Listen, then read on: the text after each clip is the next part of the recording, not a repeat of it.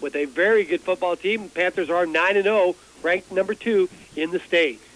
I believe they're going to do the national anthem. I think we are going to have the national anthem, so we'll go ahead and send it back to the station as you're listening to Panther football here on KQMA and the World Wide Web.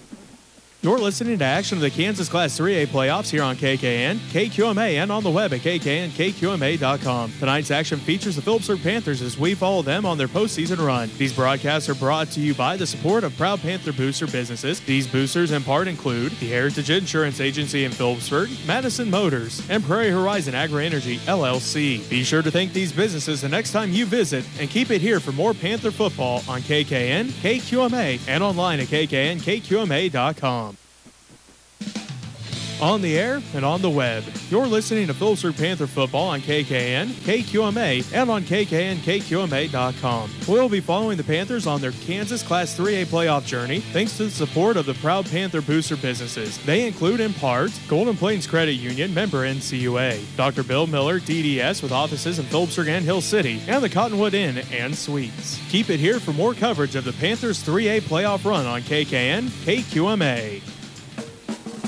You're listening to action of the Kansas Class 3A playoffs here on KKN, KQMA, and on the web at kknkqma.com. Tonight's action features the Phillipsburg Panthers as we follow them on their postseason run. These broadcasts are brought to you by the support of proud Panther booster businesses. These boosters in part include Landmark Implement, your local John Deere dealer, the Phillips County Health Systems, the Phillips County Hospital and Medical Clinic, and the Biggs Agency in Phillipsburg. Keep it here for more coverage of the Panthers 3A playoff run on KKN, KQMA.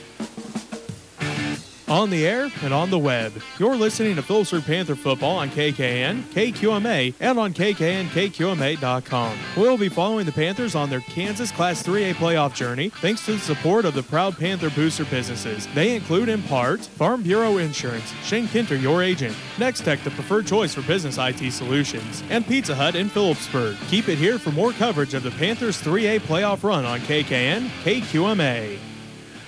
Welcome back, everyone, to Panther Stadium here in Phillipsburg as the Panthers take on the Falcons. In real life, it's a mismatch. The cat is going to eat the bird, right? That should be. Okay, well, we're going to go with that. But Panthers kill Falcons all the time. So the Riley County Falcons have come out. They are out on the field, still waiting for the Panthers to come out on the field. They're kind of taking their time. I think they're trying to get their last-minute instructions in and stay as warm as possible. One thing I wanted to mention before we get too far is the Phillipsburg High School band playing the national anthem. Almost every one of them was in some type of Halloween costume. I thought it was really cool watching the band play as everybody's kind of dressed up for Halloween. We got to mention that. So halftime, it'll be pretty interesting. Yeah, we got to mention it. It's Halloween, folks. Anything. It's a scary moment here. You know, we could have some fun here tonight, or we could be disappointed, I guess, if it doesn't come out right. But Panthers, I think, are focused. Talking to Coach Covington, as you heard in his interview, I think he's very confident. But there are some concerns about the size and the physicality of the Falcons. And I noticed they've got a kid on the sideline, a few of them not dressed out. End of the season, that comes down to play.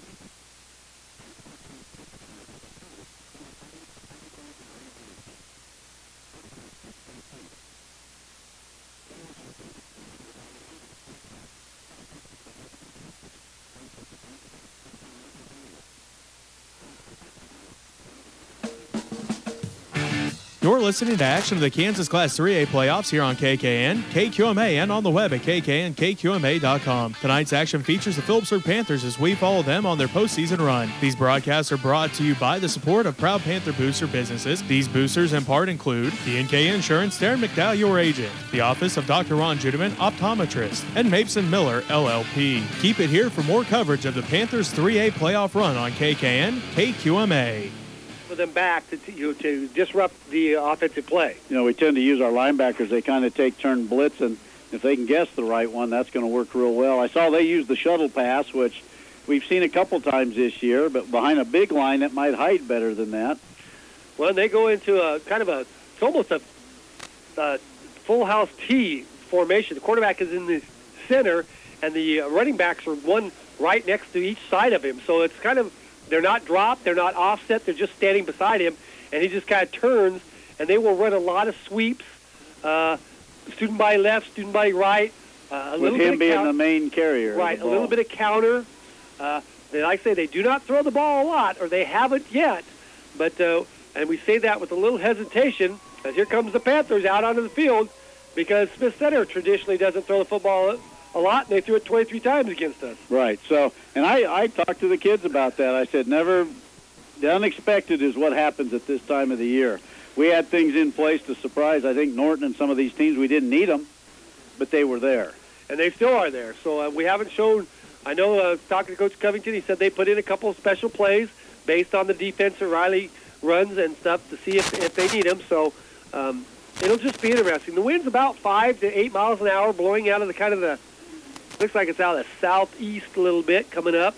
I'm watching the flag a little bit. Temperature, Mark said, was about 33, and it's about as cold as it's going to get. It might drop to around 30, but the field, we think, looks like it's in pretty good shape. And there's no snow laying on it. It looks like it's fairly dry, and we should be, hopefully the footing will be in pretty good shape. You'll see that in the first couple plays on how they cut and how they're able to, if they can knock somebody back. I will say it must be cold out. Our chain gang is not wearing shorts. They're notoriously, there has to be snow on the ground before they quit wearing shorts. Well, and our coaching staff, they're even bundled up, too. A lot of times now, Coach Fiskus doesn't have a coat on. He didn't have last week either. Yeah, he's trying to, I guess, gut it out, but the other coaches have the long pants and the jackets on, and they're bundled up a little bit tonight. Panthers lined up like they think there's going to be the national anthem, but they've missed it. Yeah. It's time for ball game time. So the Panthers still trying to get loose, and hopefully they'll start loosening up because the national anthem is over. We got about 4 minutes to go before the start of tonight's contest. We will expect the captains to go out onto the field. I think the referees are getting them lined up and ready to go.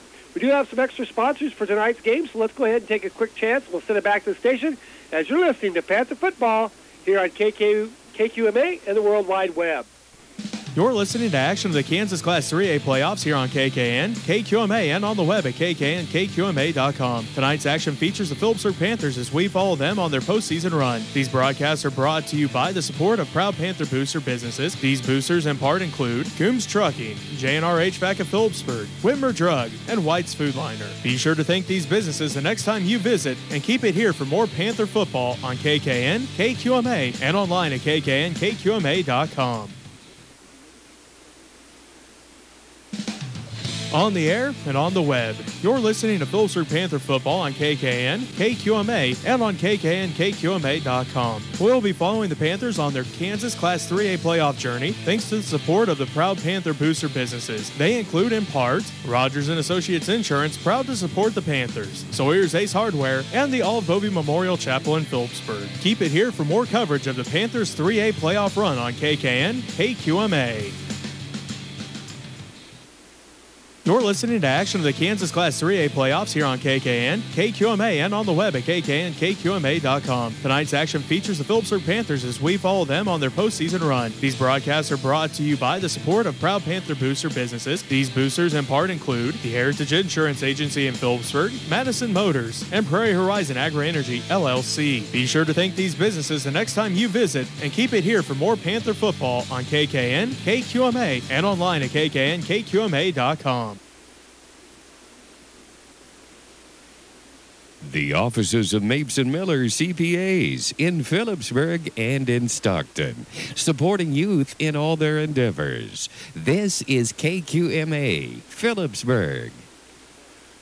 Good evening, everybody, and welcome again back to Panther Stadium as the flip of the coin has taken place, and the Panthers, I believe, won it, or anyway, they're going to receive. Maybe Riley County won the flip and deferred, but the Panthers will have the ball to start this game, and Riley County looks like they're fired up. Panthers look like they're just calm and collected as usual. And we're letting the clock run down. We got about 1:40 to go before the start of tonight's contest. Panthers, like you said, they're just ready to start playing ball. They did bring their coats this time, though. Last week they forgot the winter coats. Didn't think they'd need them. Now, there's a few of them out there. Not everybody's donned them yet. By the time the sun goes down, there might be a few more of them popping out and stuff. A few freshmen are going, I'm going to wear this thing right off the bat. Yeah, I'm not getting in. I'm going to be warm, and stuff. So it looks like maybe Trey Sides has one on as he's trying to maybe quarterback to stay warm. That's Gross, I guess, has it on now that he turns number 6. He's going to take it off now. But ball security, Stuart, is going to be very important as far as the ball is, as you mentioned, is going to be cold. Hopefully it won't be wet too much, but it is going to be cold. And, coming in there, kicking it's going to hurt a little more. Catching it's going to hurt. Handing off, you might stub a finger, jam a finger or something. Well, look what TMP did to us. Here we were ready for the deep kick, and what'd they do? Onside kick. Yeah. So now the Panthers are out on the field. We're waiting for the Falcons of Riley County to come out. The clock has been set to 12 minutes, and we're about ready for 3A football to start the playoffs here in Phillipsburg. Again, the Panthers come in ranked number 2 in the state, which really, is just somebody guessing. It's really not based on too much as far as, it's hard to compare, conferences and quality of teams you play each other. But the Panthers come in ranked number 2 behind Neha Central. Silver Lake is ranked number 3. Those two teams could meet if they win tonight, which will be a big game next week. Yes, it would be. So Riley County approaches the ball, and they kick it off. It's coming down, going to be caught and handled by Thompson. Thompson's at the 10. Looking for some running, 15, 20. Downs cuts back inside. He's got some running room, cuts back in, wants to get out, and is bounced out at about the 37-yard line.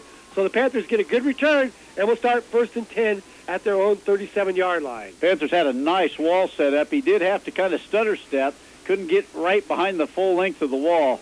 So one of the Falcons did a nice job. Now I see the 280-pounder walking out there. He's right over the middle, and he's big. He is a big boy. I say we do not know height, but he's put together pretty well. So Panthers come out. They go to the flex bone. Sides is the quarterback in the shotgun. They take the ball, hand it off to Gower. Gower right up the middle, cuts back. He's over the 40, so that's about the 45. So there's a nice gain on 1st down as the Panthers got a surge, Jay. The line surged forward on that. Let's call it a gain of 7. Let's bring up 2nd and a long 3 for the Panthers. Just underway from Panther Stadium, 3A state playoffs here in Phillipsburg. And the score is still 0-0. So now, 2nd and 3. Panthers now break the huddle. Now they send 3 to the far side, 1 to the near side, and Gower's the only one back. They run the option now. They pitch the ball to Gower. Gower takes it. He's down the corner. He's got the cut, and he's cut out of bounds, but he's into Falcon territory down to about the 43-yard line, so it'll be 1st and 10 for the Panthers. Sides made that end commit, and then Thompson had the corner sealed off. Nice over here. So it's a good start for the Panthers as they come out, run a couple plays, and have the ball moving towards the Falcons' goal line. So now the Panthers, again, 3rd play, 3rd formation. They go back to the wishbone. They fake the ball, hand it off to big back as the Kurt Coombs busts over, gets a couple yards as they plug that hole pretty well. Kurt gets ahead for, let's call it a 2. So let's call it 2nd and 8 for the Panthers. Yeah, that developed a little slow, Jay, and I think the key is hitting the hole fast. We saw that 2 weeks ago, that things that developed too long allowed them to fill those holes. Panthers break the huddle. Judeman to the far side, Thompson in tight. Now they break the bone, partial bone, as, again, sides. Takes the ball, hands off to Gross. Gross has got some running room. He pops it outside, and he's caught. He could have got out a little quicker, would have had more running room, but he gets ahead for another gain of about 3. That's going to bring up 3rd, and let's call it about 5 for the Panthers. Yeah, he ran to the left side, and like you said, if he'd have just headed for the sideline rounded, he wanted to cut in and then cut back out, and it cost him a couple steps. So, Panthers faced with their first 3rd down. We got 10-15 to go here in the first quarter, still scoreless. Now Thompson to the near side. I believe it's Pockerberry to the far side. Gross goes in motion. They take the ball, fake the pitch out, and he wants to throw it. He's got Thompson now. He's going over the middle. He throws it down, and it's too low. And he had Pockerberry wide open, but missed him. And the bad part is Thompson had a 10-yard cushion. He run down the court field, and the defensive back dropped, and he's standing there swinging his arms, and the coaches were pointing, get the short one. So Pock was open over the middle, but size just came up a little bit short. And you're right. He probably would have had a touchdown had he caught it in stride. So it brings up 4th and 5. Panthers going to go for it. And now they send Thompson and Gross to the near side. Gower's behind him. Coombs and Juneman to the far side. Again, the Panthers now seeing what they can do now. Sides goes back, wants to throw it. He's under a little bit of pressure. Now he throws the ball out in the flat. He's got his man. Gower catches it and dives close to about the 31-yard line. Nice throw, nice catch. 1st down for the Panthers. Nice catch by Gower. That may be his first catch of the season if I'm thinking right. We haven't used our backs a whole lot this year. I feel like I'm in a spook house. Yeah, the doors keep shutting behind me all the time. One of the coaches took off with the radio, so I wonder if it's not working quite right. He's going down to the field right now. Yeah. So now we have 1st and 10. Ball's at the Riley County 21-yard line. Panthers in the flex bone. Again, Sides goes back to pass once to throw it again. He's got time. He throws the ball over the middle to Thompson. In 4, close to, and touchdown. So Trey Sides hits Trey Thompson for a touchdown, and we've scored. The Panthers have scored with 9:28 to go. A 21-yard pass from Trey to Trey. And that one was there. They just got a slant across the middle, and Sides took his time and made a nice throw. So the Panthers lead it 6-0. Now Honeycutt will try to add the extra point, which some of these extra points could be very important in this ball game. He will be kicking into a little bit of a breeze. Thompson will snap it. Junior will try to put it down. Snaps back. Kick is up. And it is good. You know, drives us crazy. They stand there. They look at each other. They look back up. They look at each other. It's like, did it go through the upright? That's right. I kind of was worried about that one. So, with 9:28 to go in period number 1, it's the Panthers 7, the Falcons nothing. We're back after this timeout. You're listening to Panther Football here on KQMA and the World Wide Web. On the air and on the web, you're listening to Phillipsburg Panther Football on KKN, KQMA, and on KKNKQMA.com. We'll be following the Panthers on their Kansas Class 3A playoff journey thanks to the support of the proud Panther booster businesses. They include, in part, Golden Plains Credit Union, member NCUA, Dr. Bill Miller, DDS, with offices in Phillipsburg and Hill City, and the Cottonwood Inn and Suites. Keep it here for more coverage of the Panthers 3A playoff run on KKN, KQMA. Welcome back to Panther Stadium as the Panthers take the opening kickoff and march it down 67 yards for a touchdown and lead the Falcons by a score of 7-0. Now Honeycutt will get ready to kick it off. And Stuart, that's the best thing that could have happened. Panthers go right down and score. 7 plays, 4 running, 3 passing. The Falcons have to say now they can do both. So Honeycutt will try to drive this ball deep. Back to receive it are the Falcons. He kicks it up high, coming short. down. And it's caught at about the 11. Now he's at the 12-15. Looking for some 20. Oh, boy, is he lit up. I didn't see who it was. Let's see who it is coming out there. It was, of course, Mr. Keaton. Casey Keaton. Keaton lit him, picked him up, and slammed him down. Right. I mean, I've never seen a guy hit on his shoulders on a kickoff. Nice tackle by Casey Keaton. Let's just say that. Yeah. That got the crowd fired up here at Panther Stadium. Now the Panthers can see if their line can fill the go-out gaps, you know, pick every guy up out of the backfield. So the Falcons come out, everybody in tight, one back with the quarterback, takes the ball, hands it off to 28. Here's the main runner. He gets up to about the 25-yard line. There's a little bit of gain on it. As in on the tackle, looks like it's Coombs, and it looks like maybe Tedford on the side or Van Cuten over there. Coombs and Jack Bockabeer almost got caught switching. Jack goes to weak side, Coombs to strong side. Let's call it second and a long 8 for the Falcons. Quarterback is still in the shotgun. He takes the ball, hands it off to the back, and keeps it this time. And boy, he's corralled and thrown for a loss. He's going to be back close to the regular line of scrimmage. So 2 plays, the Panthers have defended him very, very well. Noah Van Cuten in there in the backfield before he could almost hand it off. Again, the Panthers' speed may be a factor here, even on the line. Our line has done a fantastic job this year. So let's call it 3rd and 10. Again, the Falcons have only thrown the ball 28 times. The Panthers have got to be aware of it, though. Now, man goes in motion to the far side. Trey Sides sets out. He goes down. He's got a guy wide open. Then he overthrows him as he got behind everybody. So the Panthers... Even our other corner, both corners got beat on that. They had... They brought a guy in motion, and then the guys came shooting straight down. The Panthers have to be aware of that this next time. Well, they had 4 guys out on the flat, or not on the flat, but on the pattern, and 3 of them were just streaking down the side, and the one running back that everybody was watching was just kind of almost a decoy. Right. Our safeties come hard on that and got burnt deep on the... So Riley County will be back to punt. Again, they shift the guys around now. Quarterback or punter goes back. He drives it deep, low. It takes it bounce, and the Panthers are just wise. Going to get away from that. It's going to roll dead at about the Panther 36-yard line. So the Panthers will start 1st and 10 from that spot. Usually our deep backs will come running up just in case it takes a hop, but there were 2 Falcons waiting for him. Well, and that time the punter really did a good job. Yes. He didn't try to put it in the air. He tried driving it. And he got a good roll. He got the end for end. So, Panthers with their second possession here, as now a little cloudy coming over, or maybe the sun's just setting behind us. We can't tell. It's getting a little bit darker. We've got 8:08 to go here in period number 1. The Panthers, again, lead it by the score of 7-0. Panthers are in the wishbone. Take the ball, patch it back to Coombs. Coombs trying to run through. He runs over one guy, gets ahead. He's up to about the 42, maybe the 43-yard line. Nice gain on first down. You've got John Gower, Traylon Gross lead block, and they also pull Tetford coming around the end on that. Yeah, Thompson sealing it from his tight end position. So nice blocking out there. Gain of about 6, maybe almost 7.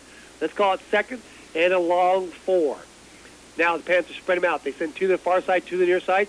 Gower is the only one behind sides. Again, the Panthers have done a good job breaking it up. Now they hand the ball over to Gower, and Gower just runs right behind the offensive line, and he should be ahead awful close to a first down. They'll see where they spot him and see if they mark it. It should be a first down. Yes, they give him the first down. And again, the line is just lunging forward and pushing the Falcons back where we thought, and it may still be, this is early in the game. Oh, yeah, coaching staff will make adjustments. They'll make slants. They'll start changing people up, sending linebackers. Now the Panthers go to the flex mode as sides. Barks the signal out, wants to hand off, does hand it off to Gower, and that time he maybe should have kept it as Gower is hit right at the line and dropped for maybe a yard gain on the play. Falcons had a nice, like you said, the slant. The whole group came this way hard. I think the minute they saw the backs go this way, everybody came a cross buck or a counter. So let's call it 2nd and 9 for the Panthers. Just under 7 minutes to go here in period number 1. Panthers again lead it by the score of 7-0. They go back to the wishbone.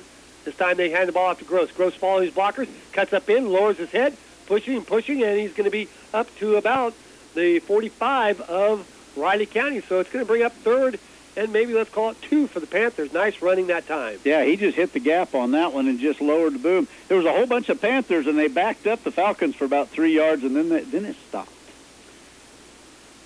So, again, the line doing a good job with that initial surge. Brings up 2nd, and let's call it just a long 2 for the Panthers. Again, the Panthers are in the Riley County territory, ball just outside the Riley County 45. Again, they stay in the wishbone. Side sets them down.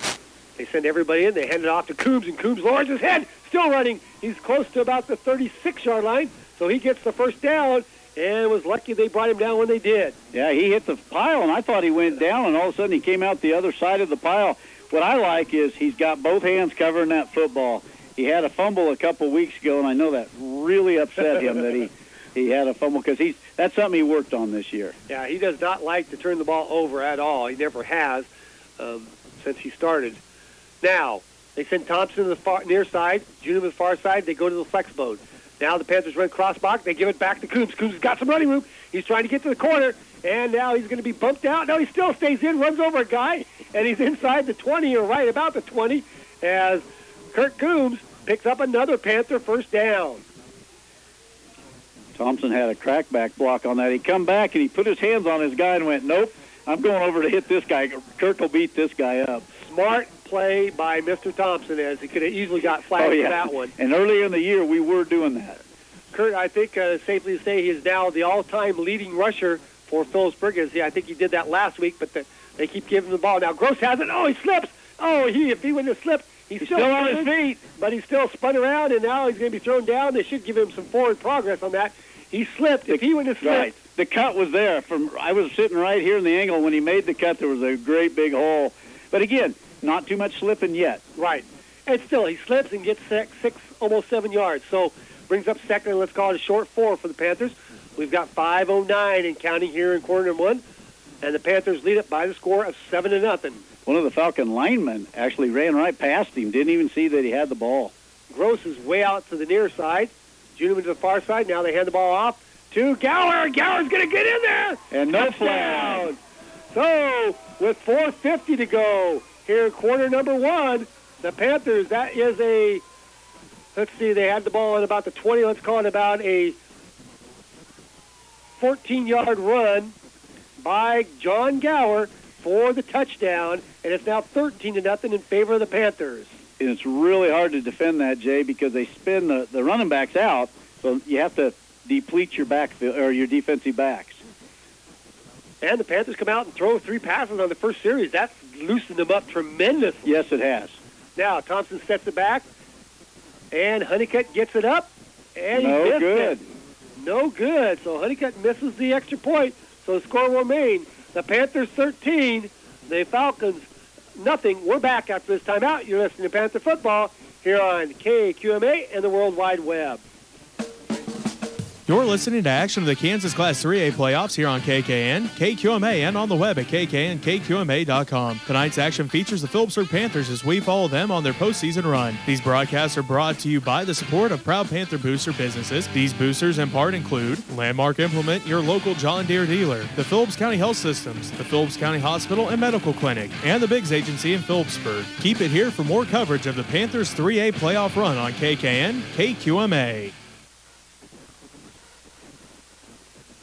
Welcome back, everyone, to Panther Stadium, as the Panthers have had the ball twice. And, Stuart, they've scored 2 touchdowns. 2 touchdowns. The only flaw is a missed kick right there. But, yeah, the Panthers look perfect. I'm not perfect. They haven't had to punt. They've only dropped 1 out of 3 passes, and they've run the ball 12 times with 1 or 2, no loss of yardage yet, but a couple short yards. So the Panthers will get ready. Honeycutt will have it teed up. He'll kick off again to the Falcons. He tries to drive this one a little deeper this time, and he does do that as it hits and gets in the end zone, and he'll come out to about the 20-yard line. So the Falcons will start 1st and 10 from that spot. Oh, I thought it was Keaton right there. Somebody laid number 31 out pretty hard, and I thought that's just Dustin Gendos. I thought maybe somebody keyed on Keaton just to make sure he didn't get down there.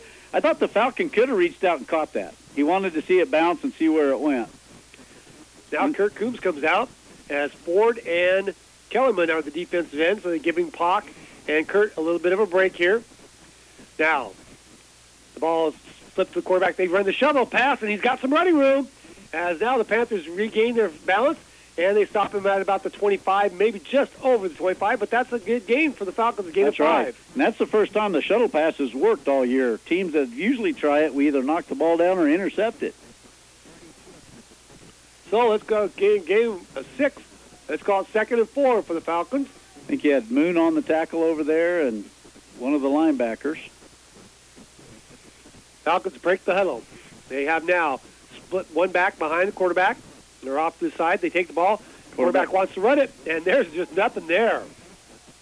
And they're going to have to start blowing the whistle. Or I don't think they're going to. It seems like the tendency now is not to see where the pile moves? Yeah, it's just, I don't know. I don't understand it. I think it's dangerous. I think kids can get hurt. Well, and what it's going to do is coaches are going to say, you run up and hit the pile because we got to get the pile moving. So really no gain on that play. Let's call it 3rd and a long 4 for the Falcons. So again, now watch for the pass. If they'd have had a good throw, they probably would have scored on that last one. That's right. So now the Panthers digging in defensively. And now waits for a snap. He goes back, wants to throw, has man's going. Now he's under pressure. Gets away from one guy, tucks it in, and he's going to try to get, he's missing tackles.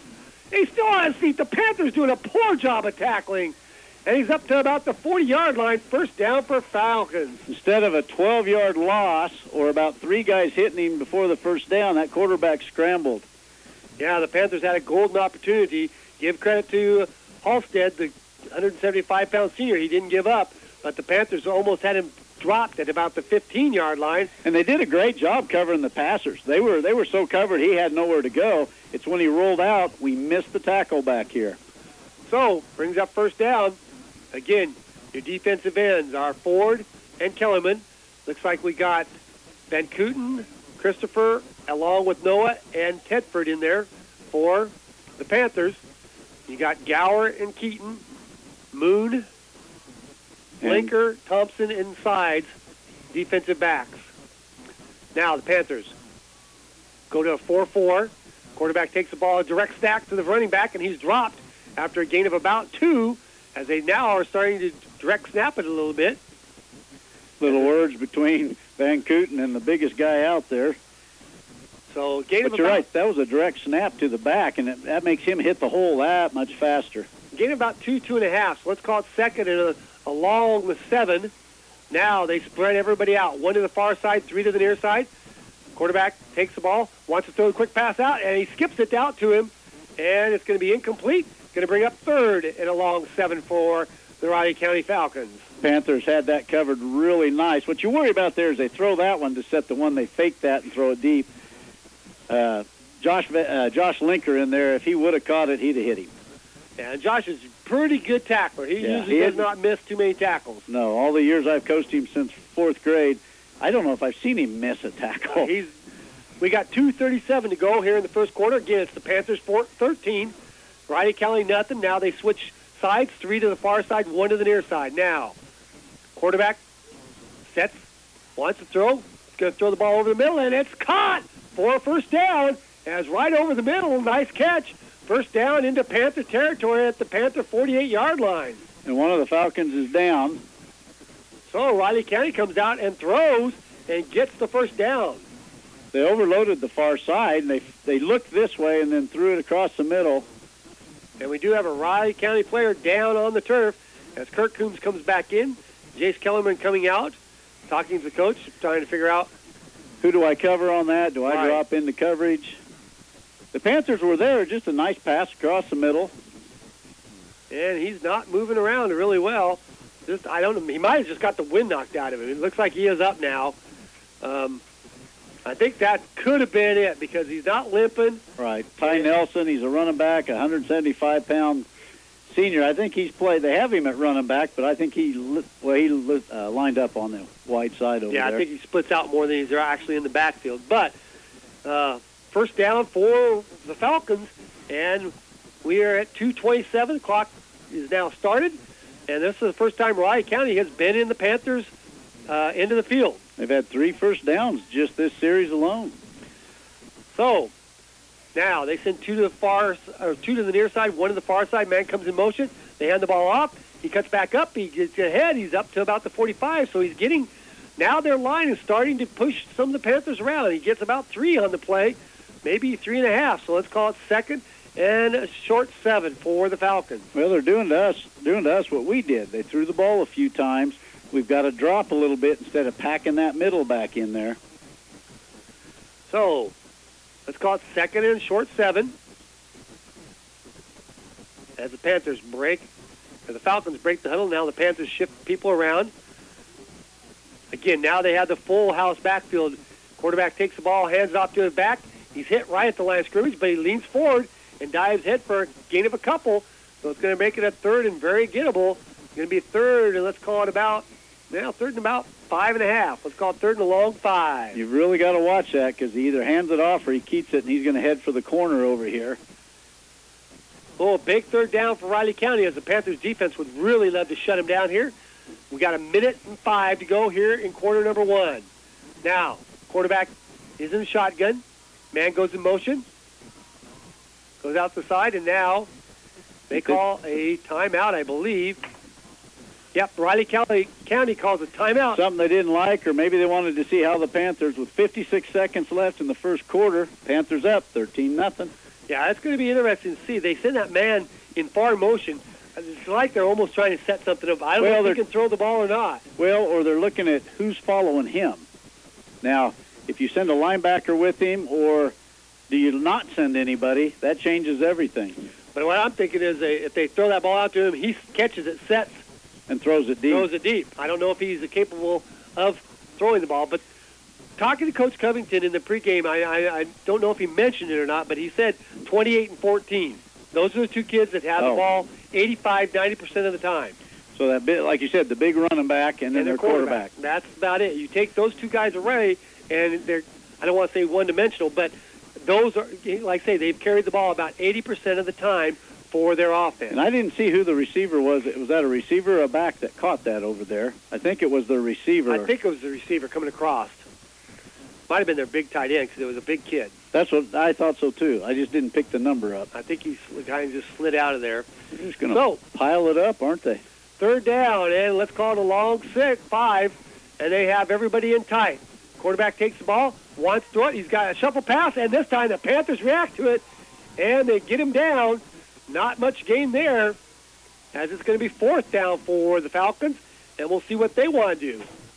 Looks to me like Kirk Coombs and Noah Van Kooten in on that.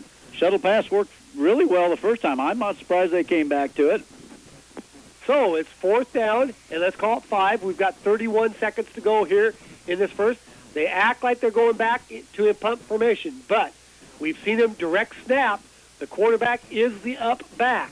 You've got to watch that. Panthers are not sending anybody back. Nice now pickup on this. Have a guy coming in really, really late, and they're going to say guy in motion. Quarterback, they snap it back, and he does punt it away. Panthers are just going to let this bounce, get away from it, and it's going to roll all the way down to about. And they're going to put it on the 1. Oh, I thought he slid into the end zone with it. Yep. They put it all the way down to the 1, so the Panthers have got to be very, very careful here with this, but that's the end of quarter number 1. So at the end of 1, it's the Panthers 13, the Falcons nothing. We're back after this timeout as you're listening to Panther Football here on KQMA and the World Wide Web.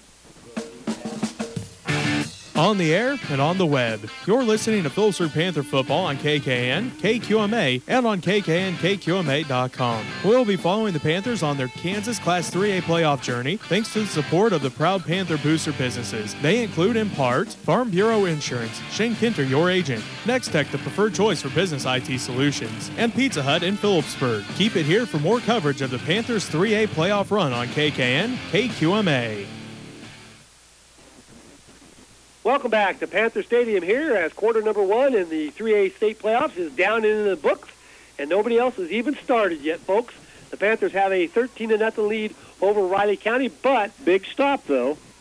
But then we got pinned on the 1-yard line. Panthers have got to get the ball out of it and got to take care of it here as the ball is at the Panther 1-yard line. So if they get it out here, they need to get some breathing room to run that offense that has been very successful the first 2 times they've had it. I think you even try an off count right off the bat to get you out to about the 6, because how far back are they going to move it at?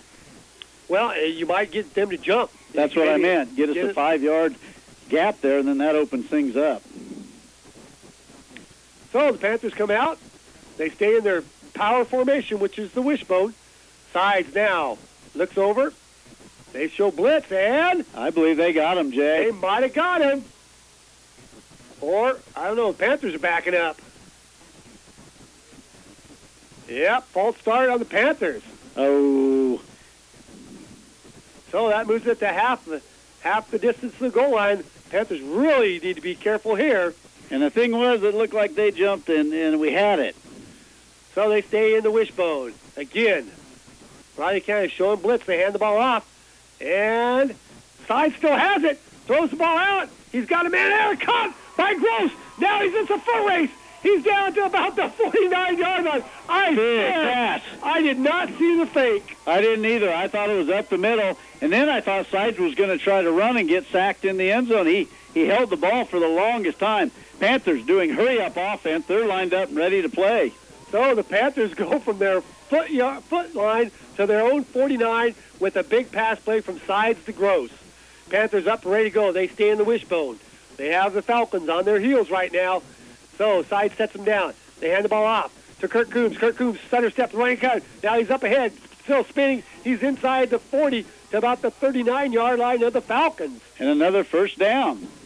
So the Panthers moving it very quickly as Kirk Coombs does just a nice job waiting for his blockers and then has enough speed to get open. He didn't hit the hole at full speed. He waited for that to appear.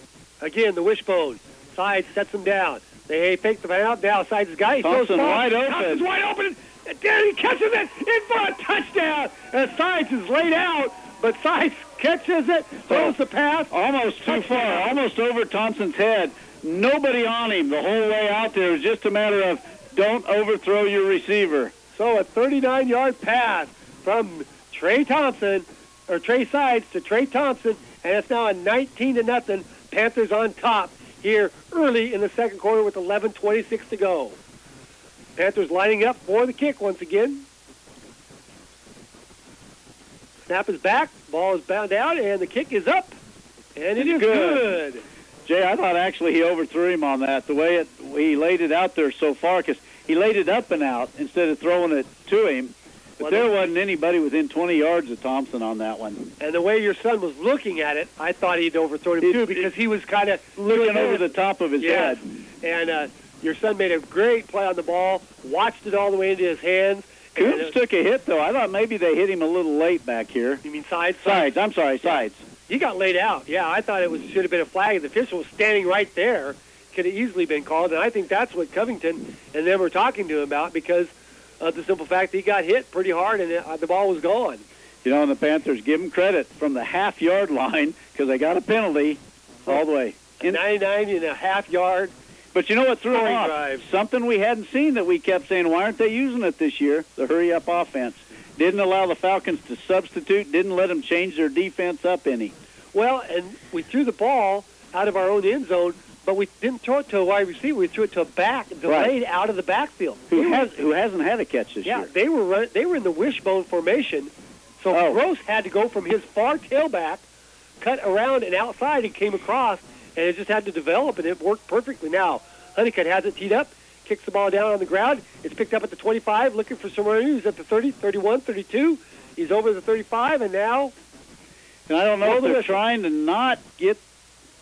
not to let him have a return, but it gets him the ball on about the 36, 37-yard line. Kick that thing out of the end zone. We got a kicker that can do it. So the Falcons will start at their own 37-yard line, 1st and 10. We've got 11:18 to go. Again, the Panthers lead it by the score of 20-0. But again, the Falcons showed they could move the ball a little bit last series. Panthers are doing a good job. The linemen in there. Jared Shelton doing a nice job. Colby Wells doing a nice job. You got Austin Miller in there now over the nose down, and they take the ball, and boy, he just scoots right through there. Now the quarterback keeps it. He gets up to about the 39-yard line, gain of 2 on there. And he just gets behind all 3 of his running backs, and everybody goes left. Panthers did a nice job, I believe. Was it Coombs on that side? Whoever it was shut that whole sweep down and then let everybody else flow into it. You've got Coombs on the far side, and I don't see who's our D end on this side. Lock, 81. Oh, there he is. Okay. Now they flip sides, the strong side.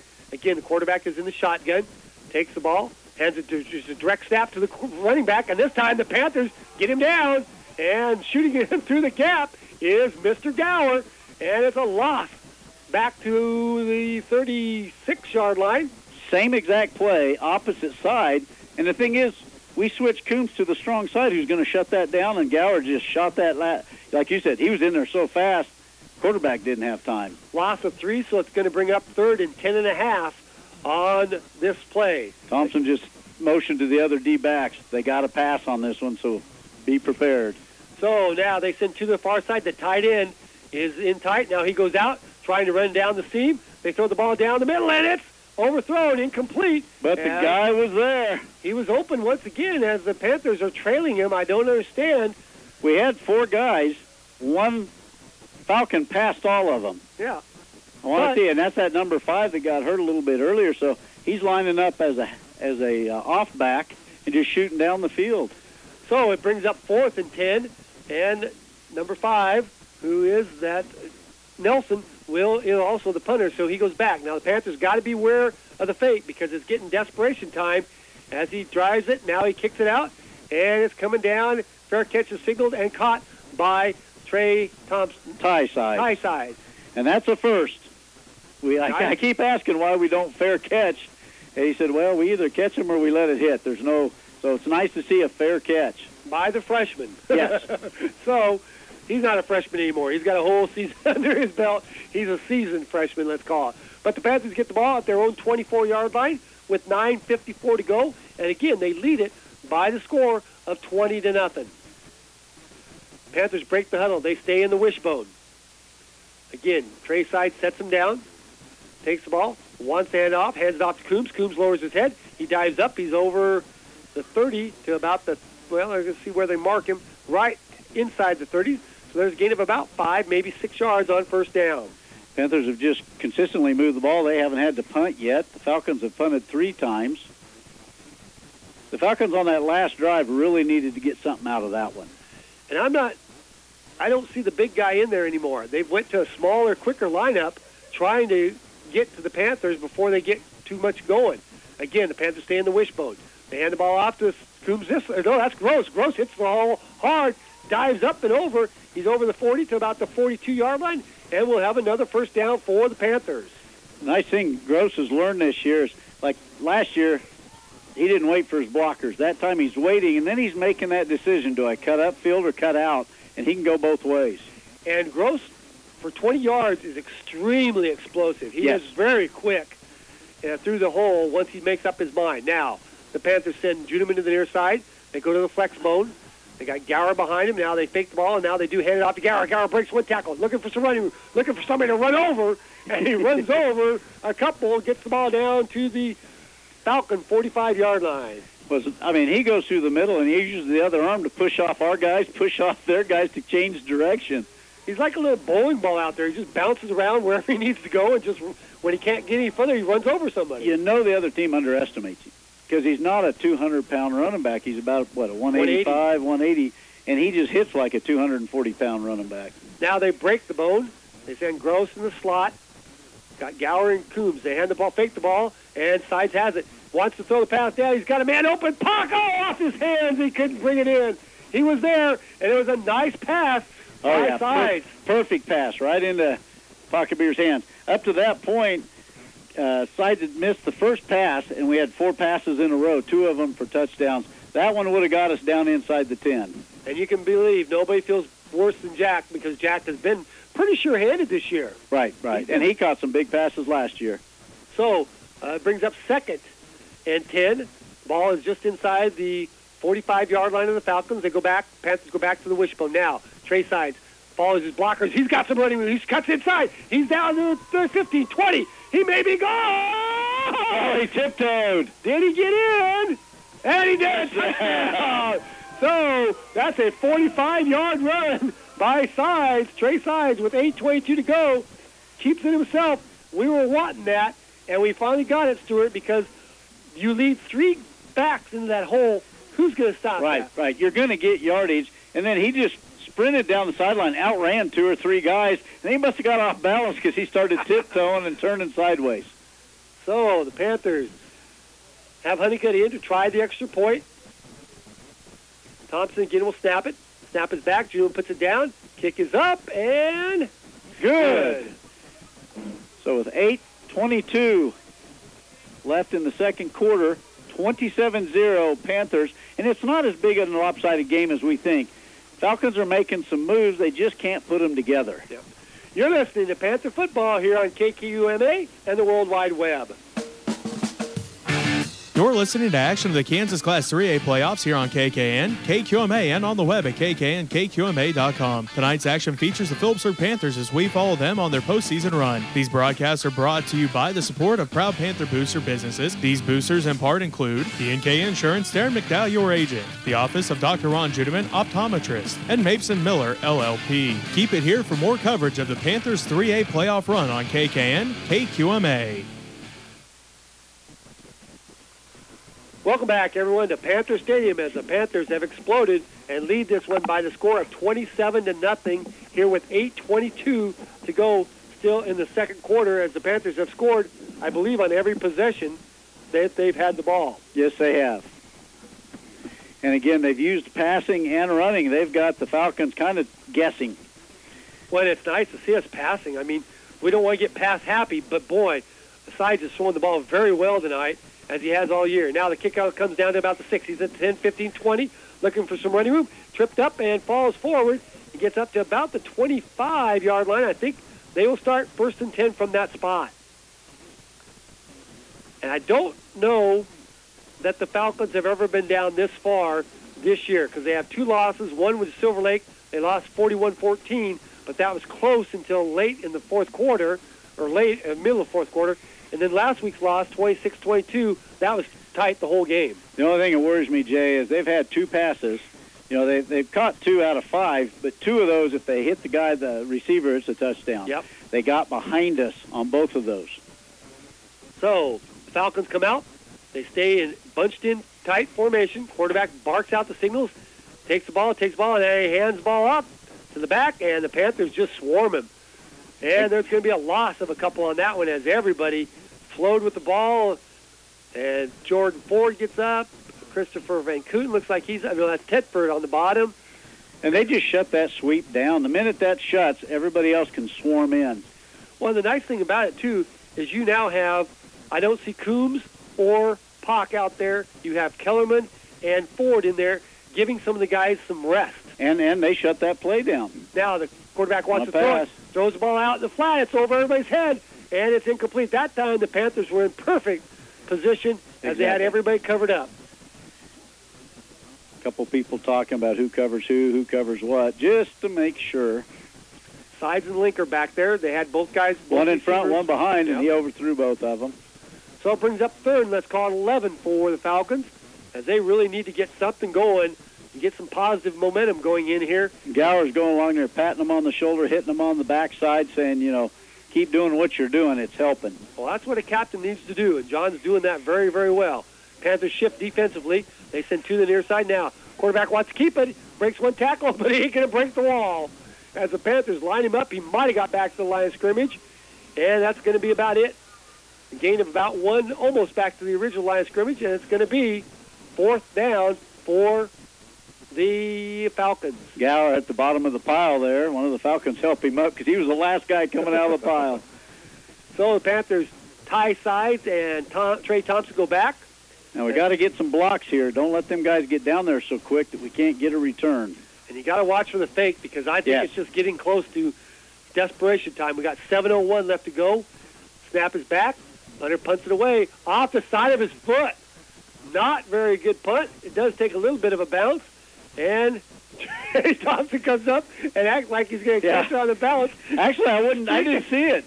Streaking down the sideline. If it had bounced just right, he'd have been gone. I think he was just play acting there. Yeah.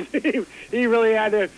Riley County, I watched a couple of their guys, and they all of a sudden jerked that way. Because he acted like he had it in his arm. He was behind him, and they said, uh-oh. If it had popped the wrong direction, he might have snagged. The coaches were all like, getting away. Yeah, they were assailing. But Panthers get the ball at the Falcon 47.5-yard line. Perfect opportunity. They send one to the far side, one to the near side. They go to the flex bone. Now Gross goes in motion. They hand the ball off to Coombs. Coombs goes in motion. He's just barely tripped up, but he gets ahead for a gain of about 4, maybe 5. Let's call it a gain of 4, 2nd and 6 for the Panthers. 27-0, Panthers favor. Panthers have yet to punt, which is a good thing. It is. 6:30 to go here in this second quarter. And again, Riley County will have to try to make some huge adjustments here at halftime. Now they send Thompson to the far side. They have Pock to the near side. They stay in the flex bone. Again, side sets him down. Hands the ball off to Gross coming around. Gross is looking for a block. He gets a block from Gower. Cuts back inside. Cuts to the inside. And he may be gone. Trying to be caught. And dives for it. I don't see any flags. Touchdown, Gross.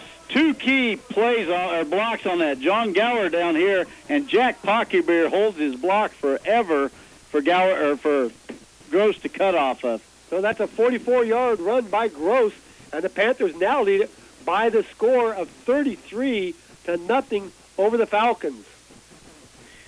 That one he showed some speed on when he got out in the open. Usually he's the first 20 yards, but. And again, I like how he let the block set. Oh, yeah. And they did well. Snap is back. Kick is, guy come right up the middle that time. This time the kick is good. So Honeycutt doesn't flinch as the guy comes right at him. And it's now at 34-0 score. We'll keep it right here. And Stewart, first half, I know it's still got 6:06 to go, but to this point, 5 possessions now and 5 touchdowns. Right, now to the 5, 2 were passes, 3 were running. We're very, the numbers are getting a little more on the uneven side for the running, but we set the tone for that. Pockabeer would have had a big gain. Probably not a touchdown because the guy was right there. Right, yeah. So really, Falcons are going, wow, we didn't know they were going to throw this much. We just figured they would power. We've opened it up. We've seen that on the other side, too, though. When they were able to throw a few passes, they got yardage. Yep. As soon as that quit working, Panthers shut them down. You got to love this, too, don't you? Passing the ball. I do. I'm a passing. I think they thought Side was going to keep that on that going around because he carried out a fake going to the far side, and there were 2 or 3 guys that come at him. I love whatever works. That's what I like. And every game's different. Should we win this, the next team may say, we got to shut down the pass. Right. It's all matchups. How do you match up? Yes. Honeycutt tees it up, and this time he drives it in. It's going to be come down and caught at about the 5. Looks for a running room, 10, 15, and 3, 4, bounce. Oh, I thought he stepped out, but no. 3 guys miss him, and 1 guy ends up catching him. I believe that's Austin Miller. Threw him down on the plate, number 10 on the tackle, and it's going to be brought into about the 26-yard line. A couple of the other Panthers hit him. He kind of ran up and stopped, and that threw off their approach. Kicking it into the corner was a nice job by Honeycutt. Gower hit him. Oh, hit him right off and bounced him around, and then he broke that tackle, which doesn't happen too terribly often. No. So the Panthers now on defense once again. Riley County breaks the huddle. They keep everybody in tight. They have a slot to the near side. Quarterback is in the shotgun, takes it, and wants to keep it himself, and he gets it right to the line of scrimmage. That is not working. They continue to run it. He gets a gain of about 1. Let's call it 2nd and 9. Clock continues to run here in the first quarter. Trey Sides comes out and Ty Sides goes in. They want to talk to him about something. And they're just going to give him a little extra rest here maybe. Well, and a lot of times if you have a go-to quarterback, you don't play him both ways the whole game. You don't want him to get hurt. You don't want him to have to, because right now he's pretty important for the function of our offense. Clock is headed to 5:20 to go here in the second period. Again, the Panthers up big, 34-0. Again, now they go to the T formation or the power running. They hand the ball off to their big back, 28, and he gets up to about the 30. He gains about 3 yards. I saw one of the Panthers. He grabbed him and slid about 2 yards backwards. Nate Tetford coming up off the bottom of the pile. I tell you, with this kind of offense, it's hard to say who's making the tackle because everything's a pile. So you kind of see who comes off the pile and who's at the bottom. That's right.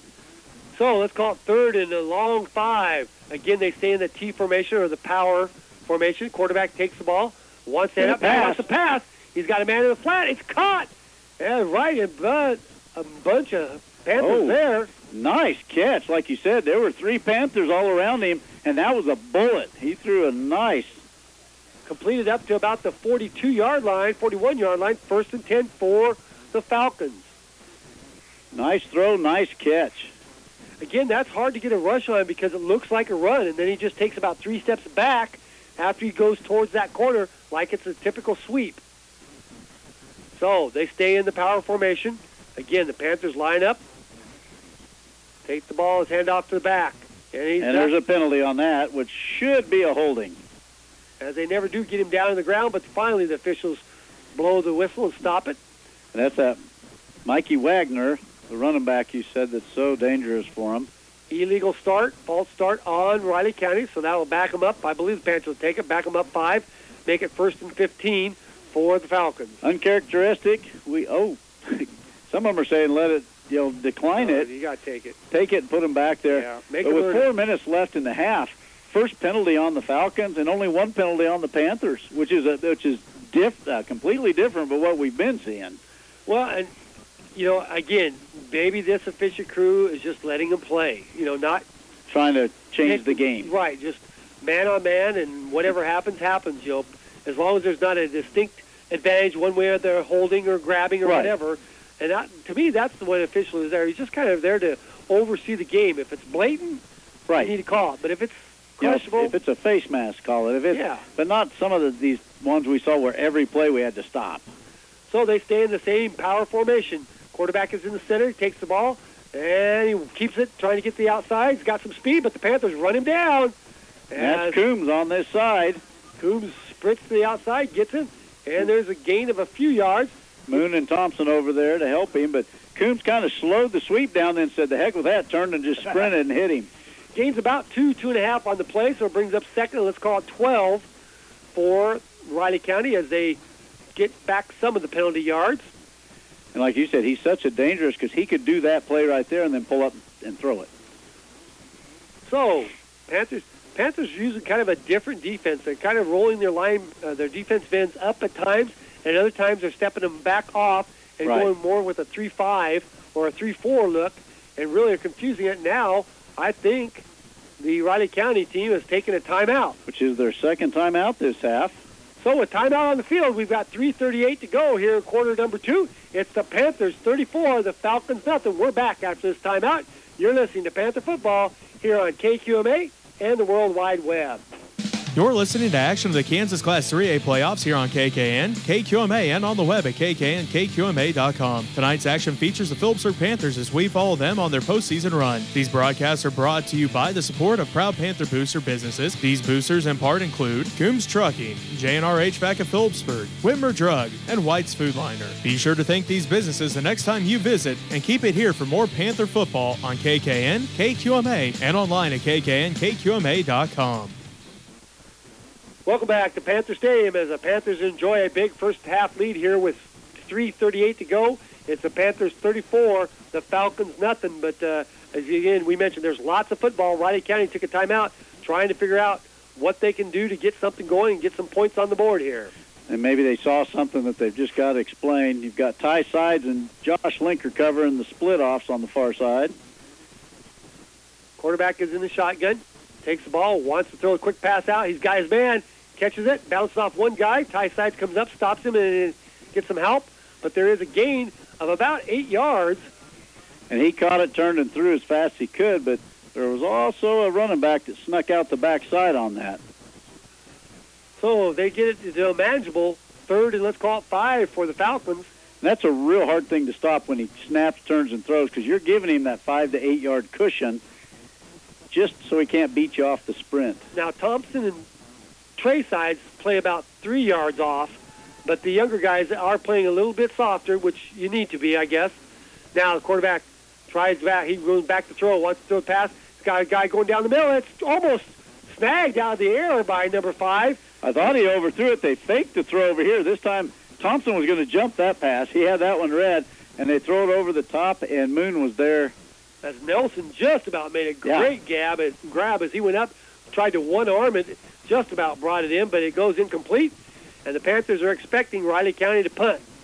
Riley County has some receivers if they just get that little bit more of a catch on it. Punter is back in punt formation for the Falcons. Man goes in motion. Now, snap is back, and he does punt the ball away. Coming down, Panthers let it bounce, and Thompson's going to get away from it, and it's going to be dropped and touched at about the 9-yard line. And now there's a penalty flag way late after the teams were running off. Yeah, I don't know what that is. Thompson kind of got into a little pushing match with somebody, but they didn't throw it then, so I don't know what. I don't know if there's something being said. If we'd have had one more guy block that player, we had room to return that. Yeah, once he wasn't going to catch it, he come up and blocked that guy. See what the call is. They're going to call holding on Thompson. I don't understand that, but just put us half the distance to the goal line, I think, wouldn't it be? Well, they haven't marked anything off. I would imagine they would take the penalty. I don't even think they have a choice. Boy, he waited till both teams were running off the field to run over there. And clear from the far side. I mean, the guy over here didn't do anything. So they will mark the ball off. They will pin the Panthers down to about their 4-yard line. Panthers will start 1st and 10 from there. Last time the Panthers were backed up, they went 99.5 yards for a touchdown. We've got 2:40 to go here in the second quarter. Now the Panthers spread them all out. They send 2 to the far side, 2 to the near side.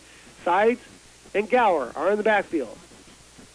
Now the ball is in, and Sides is just going to try to follow Gower up into the hole. He breaks one tackle. Oh, that's Wildcat, Jay. Yeah. That's Coombs with it. Direct snap to Coombs, and try to get him a little yardage there where he just runs along and finds a spot. He gets up over the 5 to about the 7-yard line, so he gets a gain of about 3 on the play. Brings up second, and let's call it a short 7. I didn't even see was Sides in there. He must have been on the far side if he was out. Now they bring Sides back into the quarterback. They say run this about basically the same formation as they go back to the flex bone, 1 out. Now they take the ball and hand it off to Coombs. Coombs left ball is blocking, wants to cut it up. He's got some blocking out there, cuts it to the side, and he's going to be bounced out. Big blocking. That took forever. And he just kind of coasted along waiting for the blocks to set up, and we just sealed it over there. But he gets the ball all the way out to about the 28-yard line. So from there, 7 or 8, a 21-yard gallop by Coombs, and now the Panthers have the ball worked out of the hole. Minute 50 to go, 54 as he went out of bounds, so the clock stops.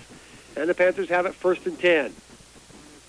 You try to get a touchdown here? I think you do. I think that's the fork in them. Stick the fork in them. No, side sets back, wants to hand out the ball on the reverse. As now, coming across is Gross, and he's brought down after a gain of 1, and now we have a flag. Flags thrown everywhere on this side. Whoa! The whole thing gets out. I think everybody threw their flag. And there were 2 Panthers and 2 Falcons. I think Juneman was clapping. I think somebody hit him late, but let's see if they call it offsetting. We'll have to wait and see. I think it was Juneman and Colby Wells out here. Let's see what they do. Is it Thompson trying to get the ball close to the official? Hopefully he doesn't get a penalty. Well, they trying to help. Somebody picked it up and brought it back, and then what is that, Jay? Well, they're going to mark it off as a penalty, personal foul, I think is what they signaled on Riley County. So they're marking off 15 yards. It's going to give the Panthers a 1st down all the way out to the Panther 43-yard line. And that is the 10th 1st down this half. That's a lot of 1st downs. Clock is now winded up. Panthers break the huddle. They send 2 to the near side, 2 to the far side. Sides has Gower as a protector. Now, Sides rolls the pocket out. He's under some pressure, throws the ball back. Gower has to go down, and it's thrown too short. That play was set up, but it really wasn't going to go much. No, they had that covered really nice on that one. It was just that little screen. Yeah. To Gower, not right. to Coombs or to Gross, what we've usually run it to. So let's call it 2nd and 10. The clock stops as the pass was incomplete. I was watching the far side, and the running back and the wide receiver just went straight down as fast as they could. I thought, well, where's that going? Pockelberry to the near side, Thompson, Gross, and looks like Coombs to the far side. Again, side sets him down, marks out signals, wants to pass. He's got lots of time. Throws the ball over the middle. Oh, throws it too low as Thompson tried to get it off the turf. Goes incomplete, and it'll be 3rd and 10 for the Panthers. That would have been a 1st down had he just thrown it chest high. Yeah. Thompson was about 2 yards past the 1st down. It's there if he can just get the pass dialed in. He's thrown it very well tonight. Well, when he lays it out there, it's good, but those short passes where he's trying to put a little heat on it, we've seen him throw those very, very well. So it's 3rd and 10. Juneman now comes to the near side, Thompson to the far side. And that's one he hasn't thrown to yet, is Juneman, who's had some big catches. They go to the flex bone now. Side sets him down, wants to go back, wants to throw it, looking for some help, throws the ball out. He's got Gross. It goes right through Gross's hands. And he's open. So Four incomplete passes in a row right there, Jay, and really that one was catchable. Yeah, that one was catchable. And now I would imagine the Panthers would punt this one here with a minute. I'm with you. Punt it, 22. Bury him deep into their area inside the 20. Now, to be fair, if he throws the ball, we catch it, it's a 1st down. Now Side steps back as he is into that short punt formation, gets the ball back, punts it up, gets a nice punt, and it bounces, takes the Panther roll, goes out about the 19-20-yard line. I'm like you. I wish he'd back up maybe another 2 yards. I know. I think he's going to get that thing blocked one of these days. If they come hard up the middle, because he's right there. Panthers need to stop with 1:15 left in the half, 34-0. They need to stop him here. Send them in. Don't let them have that positive because they get the ball for a 2nd half. So, Panthers now on defense. Be a good time for an interception, Jay. I'm calling it. You're calling it up? Okay. Because they've got to come down. That was the Panthers' 1st punt. The Falcons have punted 5 times. They go back. Quarterback takes the ball. It looks like he's run sweep. Now he looks like he's going to try to cut back, trying to follow his blockers, and Panthers just string it out so nicely. He doesn't get back to the line of scrimmage. And there's only one Panther on this whole side of the field, which is the one that went out with the wide receiver. So that's how nice the flow is. Got Jordan Ford on the far side. Chase Kellerman now as he visit, giving Pock and Coombs a little bit of rest, an extra minute and a half here before halftime. Austin Miller's in there, like you said. Christopher Van Kooten's still in. Looks like Noah Van Kooten may be in there, too. As that's the only one close to being as tall as Austin Miller. Now quarterback takes the ball, wants to hand off. No, he keeps it himself, and he's hit. Gets up to about the 20, maybe barely over the 20-yard line. It's going to bring up 3rd, and let's call it 9 or so for the Falcons. Austin Miller on that, along with Kaysen Keaton. Kaysen shot the gap on the far side and actually made the tackle from behind. Officials, Panthers talking to one of the back official.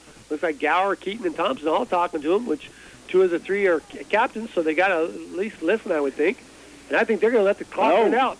So without even trying, the Falcons let the clock run out. As we've reached halftime, it's the Panthers up big by the score of 34-0 over the Falcons. You're listening to Panther Football here on KQMA and the World Wide Web.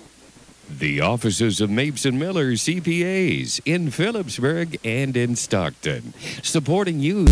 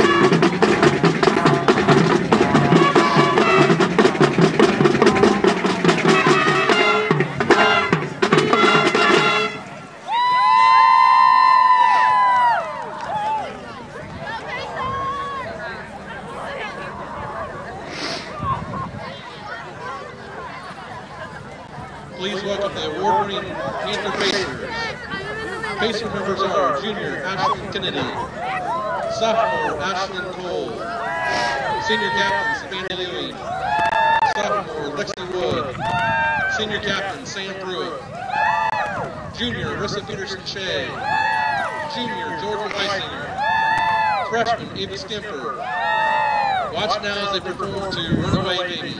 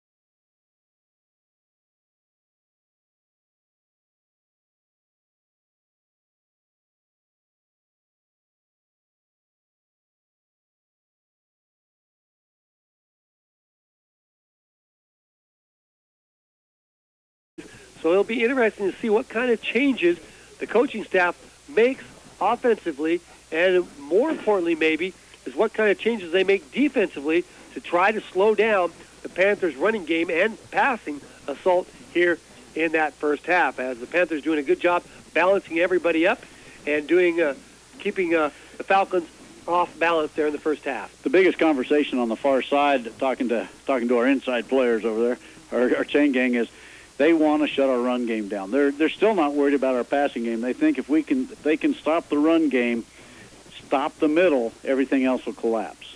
And so that's what they keep harping on over there. Guys, quit worrying about that. Go get the quarterback. He's got too much time to throw and too much time to hand off and crisscross in the backfield.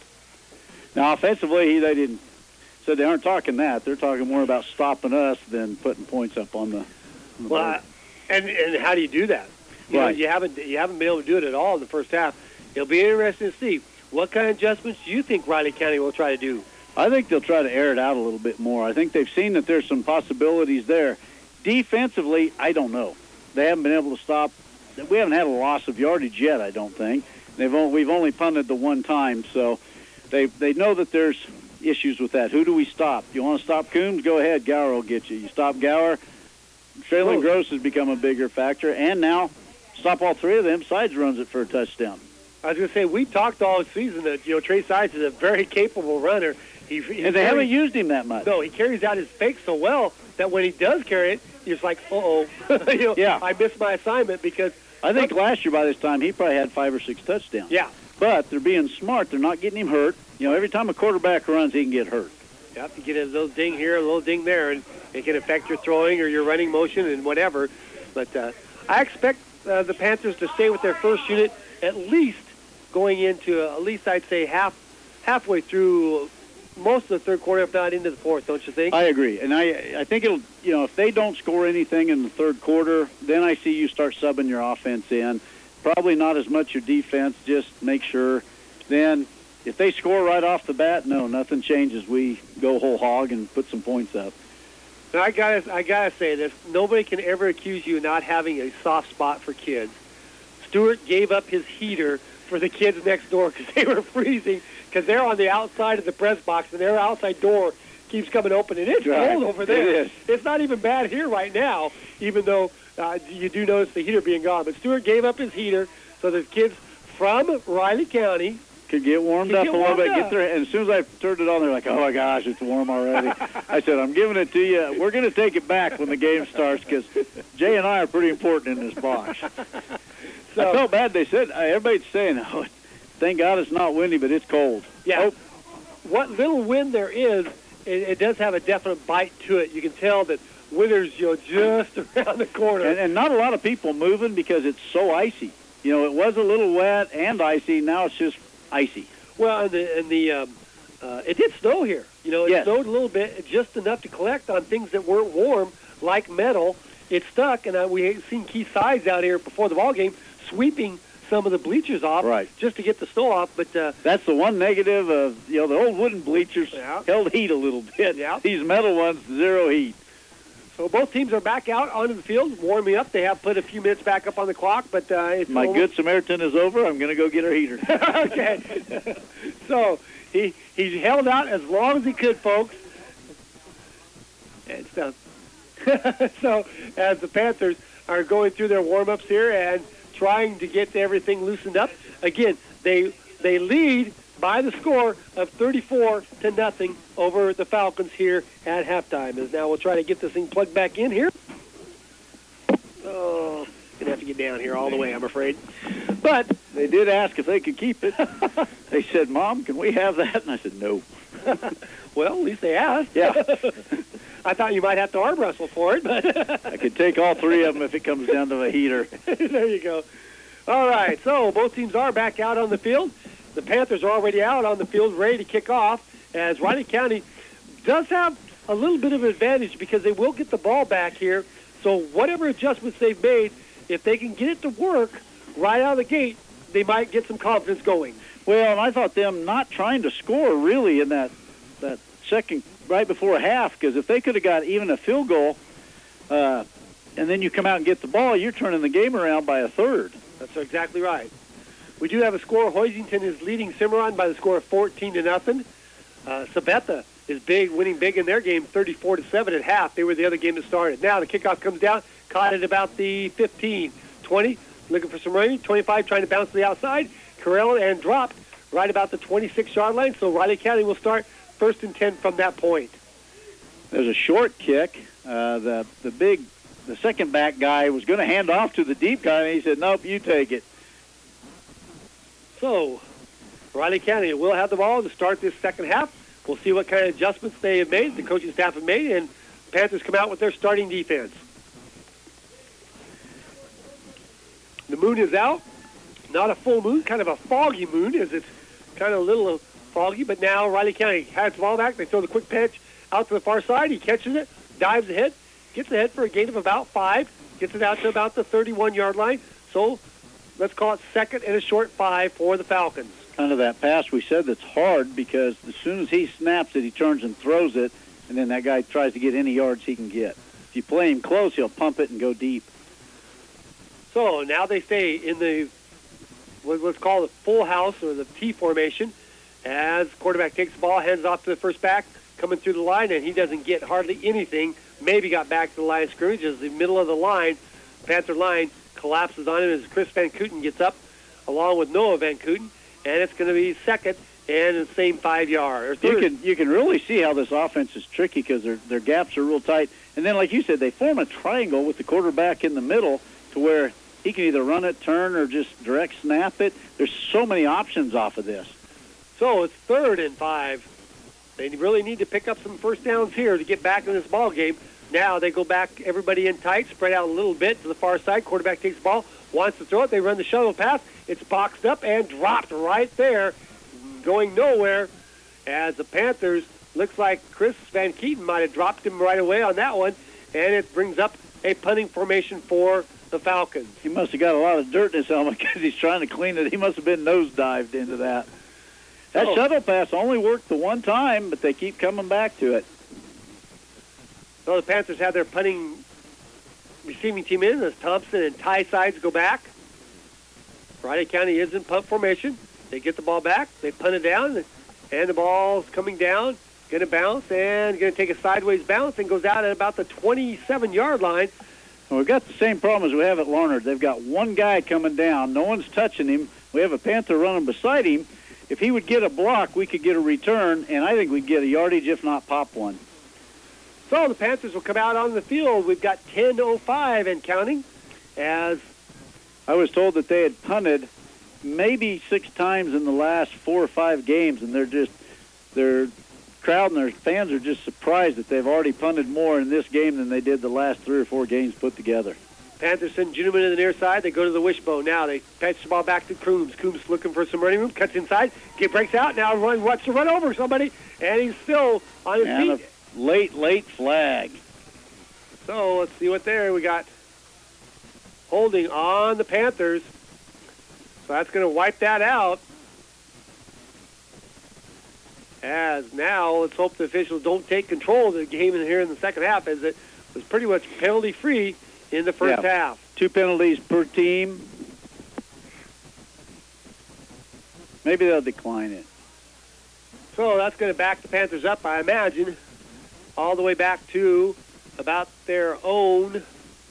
Well, it's from the 27, so it should be back to around the 13 or 14-yard line. Oh, spot foul. So that doesn't back it up that far. No. It goes back to about the 24-yard line. Makes it 1st and about 13, let's call it. So the Panthers catch a break because it was a spot foul. Now they send 3 to the far side, 1 to the near side. Again, Sides and Gower on the back. Now they run the option. They pitch it out to Gower. Gower trying to get there around the corner. He's got the corner at 25-30. 35, bounced out of bounds, and gets ahead. And there's a flag on the play on the far side. Where nothing happened. Panthers are going to go backwards again. I don't know what that is called. A double shift on the Panthers. I didn't see anybody shift. I was going to say it was all the way on the wrong side, so now they'll back up again. They must not have lined up properly on the line or something. So two plays for first downs and both called back for penalties. Yep, so that's going to back the ball up. I think it's just a 5-yard penalty, but let's see where they mark it up.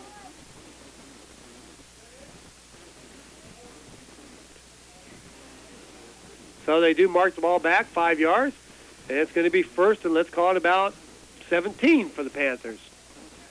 So it's still first down. Lots of downs to work with. Now they go back to the flex bone. And now side sets him down. Hands the ball off to Gower. Gower just following blockers, running hard. He's got his back. It just turns and burns, and he almost got the full 17 yards back on the first play. I tell you what, he's just an engine that won't quit running. He was the only one out in front of all the Panthers. He outran our blockers on that. Gain of about 16, so let's call it 2nd and 1, just like that. Now, 2nd and 1, what do you do here? I think you throw the ball here. You can do about anything because you can get this. Puck comes to the far side, to the near side. They are in the flex bone. Now the Panthers take the ball. They hand it off to Gower again. Gower trying to get the first down. He's slowed up a little bit, but I think he's got enough for the first down as he fell forward and picked up a couple yards. So the ball is placed down at about the 38, 1st and 10 for the Panthers. That was a hard yard compared to the one he got 17 on. That one he had to earn a little bit to get one more yard. 9:13 to go here in the third quarter. Panthers lead it by the score of 34-0. I do not know whether the teams agreed on a 45-point rule or not. No one said down there. I asked, and no one knew. Yeah, I can't imagine they would, because nobody would have figured it would have been that bad of a... Right. So the Panthers stay in the wishbone. Now they hand the ball off to the second back through. That's Coombs, I believe, coming to the near side, or maybe Gross. We'll have to wait and see as the pile just keeps moving. And that's Gross popping out of the pile. Yeah, Gross had the ball. He's got about 9 yards on first down. So that brings up 2nd and short again for the Panthers. Both wide receivers went out and block, and then they turned around and just let go because they didn't want... I mean, we've had 2 penalties in the last 4 plays. Again, that offensive line, you cannot say that the job they have done. They have just really manhandled the Riley County's defensive line. Now, sides again keeps them in the wishbone. This time they hand off to Kirk Coombs. Kirk Coombs just lowers his head. He gets the first down. We have a flag down again. On the far side. Probably be a hold, if anything. Uh-oh. Panthers backing it up. After not having hardly any penalties in the first half, the Panthers, this is their 3rd penalty on this drive. 2 for 10 yards in the whole first half, and now we've had 3 for 35 yards. So, I guess... Kind of shooting himself in the foot again, if you think, or either they're just calling it a little closer this half, tightening it up. The Panthers have got to quit doing this. It's burning a lot of clock. 8 minutes in the fourth quarter here, or third quarter, I'm sorry, 34-0. So let's call it 2nd and 12. So the Panthers stay in the wishbone. Again, side sets them down, barks the signals out, takes the ball, hands it off to... No, he keeps it. Now he's just all by himself, and he's dropped. That one didn't go anywhere. In fact, they lose 3 or 4 more yards. Give the defensive end for the Falcons credit. He stayed on sides the entire time and didn't go for either one of the stutter steps. Now, 3rd and long, passing down. They know it. We know it. What do you dial up? So let's see what... Historically, we run a back out of the backfield and throw to him. Well, we can, or let's see if we can't. Good time for a screen pass that's worked a time or two. Sides again, has them in the flex bone this time. Panthers may just run and try to get out of here and punt it now. Sides goes down. He's got Thompson open. Throws the ball out. He caught it, and I think he's got the first down. Nice sliding catch by Trey Thompson as Trey Sides put it in a good spot, low and outside. Yep. And Thompson goes down and gets it, and it's enough for a first down. That's that old thing. If you need, 3rd and 11, you better get 11 or 12. Because if he'd have been any different, there was no yardage to gain on that. Right. Thompson was right there at the yard marker, just a yard behind it, got the first down. So the drive continues, and more importantly, the Panthers have eaten up 5 minutes of the clock here, keeping the ball out of Riley County's hands. Now, they go to the flex panel. Man comes in motion. They pitch the ball to Gross. Gross, go, cuts and slips. And we see our first big slip of the game. As he tried to cut back inside, and it probably would have got some yards, but he falls down and loses a couple, and it's now 2nd and 12. And he's the one that slipped in the first half and the second, so you never know. And it's in the top of the hill right there. That's where the moisture's going to set. That's where the grass is probably chewed up the worst, so you're getting down into the dirt. Now, Juneman to the near side. Thompson in tight on the far side. This time Gross goes in motion again. Then they hand the ball back off to Gower. Gower dragging people. He's over the 45 to about the 44 of Riley County. Just a step away from breaking that one. You put a guy in motion and you turn fake the pitch and then hand it off, kind of a back door. Kind of a counter back to Gower on the far side. And it's now third, and let's call it a long 4 for the Panthers. This is where I'd kind of just like to see maybe just pitching student body left, student body right, even have sides. Just follow those guys up and get what you can and get down. They hand the ball off to Coombs. Coombs busts the line. He's got blockers way out in front of him, and he's still in front of him trying to find the end zone. Touchdown! Gives Coombs credit. He had Gower and somebody else out in front of him, and then Gower got slowed down, so he shoved Gower out of the way. So with 5:57 to go. And like you said, just right up the gut, Jay. 44-yard run by Kurt Coombs, and it's now a 40-0 game as the Panthers extend the lead. Kurt comes waddling off the sideline as he earned that one just right up the gut. Thompson will snap it. Juneman will try to put the ball down, and Honeycutt will try to get it up. Kick is up, and it is good. The official's looking at his watch or something. The far one, yeah, and it is good. So it is 41-0. Panthers on top. You're listening to Panther Football here on KQMA and the World Wide Web.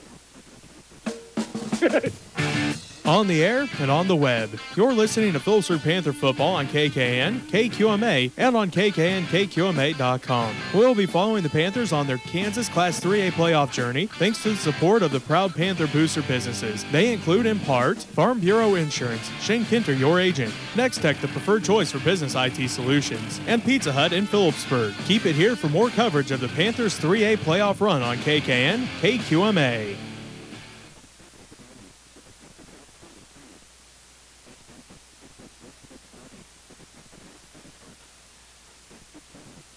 Welcome back, everyone. We're back here at Panther Stadium as the scores continue to come in around the state 3A. As we've got some updates, it's kind of a surprise. I guess Marysville 8, Norton 7. Very good game. Right. Hoisington 22-0 over Cimarron. That's kind of a surprise. Because you and I kind of thought Cimarron would probably have a little bit of the edge. Caney Valley leading Cherryville 21-0, and now the kickoff coming down, picked up at about the 5, 10, 15, 20, looking for some runners. Oh! And he was upended. Upended by the Panthers defense. J.C. Kellerman and John Gower upended him and cartwheeled him. So the ball is going to be placed down at the 24-yard line, 1st and 10 for Riley County at that spot. Once then, Stuart, they've got to get something going here. Right, and I think they saw that little bit of a quick pass, and then they went quick and then over the top. So they just can't get anything running going at all. Running or any consistency. I mean, they have a good play and then two ones, and then they have to Exactly. So, quarterback is in the shotgun. He takes the ball, steps back, wants to throw, and he's under pressure. Ford had him, let him get away, and now he's trying to scrabble back. And the ball's on the ground. I think the Panthers, Thompson says, we've got it. The officials, one of them signaling right there. And Ford comes up with it. Ford misses the tackle, comes back in after the fact and gets the ball. Give him credit. He did not give up on the play. No. He hustled. He did have the quarterback for about a 15-yard loss, but he got back up and got the fumble, and the Panthers had the ball at the 19-yard line of Riley County. Couldn't see who was over there that made the hit on the quarterback. Oh, boy. Here we've got some other substitutions now as the Panthers starting sub. Gower out. Thompson out. Moon is in. Ellis is in. Ragsdale's in. And Trey Side still quarterbacking. Takes the ball, pitches out, hands it off to Ellis, I believe. Ellis running for the corner, trying to break down. He's inside the 10. He's down to about the 7th, so Sharon Ellis bursts up for a 12-yard first down for the Panthers. He ran off tackle to the left with his two lead blockers in front of him, and he broke a couple tackles. So the ball is placed at the 7th, 1st and goal to go for the Panthers. Again, I think that when they show this score around the state, this is going to surprise people. I thought this was going to be... I did too. I thought it'd be down the wire. This would be our game we had to fight to the finish. Now, Sides again goes back to the wishbone, takes the ball, hands off to Moon. Moon's looking for the end zone. He bounced, jumps, tries to push in there, and he's thrown into the end zone. Touchdown. Moon got up against the guy about 1.5 feet taller than him, and he just kept his legs churning and backed him up. So a 7-yard run by Moon, and the Panthers have scored and now lead it by the score of 47-0. Moon's kind of a fun runner to watch because he runs and then he'll skip left or right. He kind of has that little hop, and then he accelerates again. And the tackler from Riley County just bear hugged him and threw him basically into the end zone. Again, Thompson is in the snap. Juneman will place the ball down, and Honeycutt will try to make the extra point. Ball is back, snap is up, kick is up, and it's good. So the Panthers now lead it by the score of 48-0 over Riley County. As the third quarter has still got 5:08 left to go, as you're listening to Panther Football here on KQMA and the World Wide Web.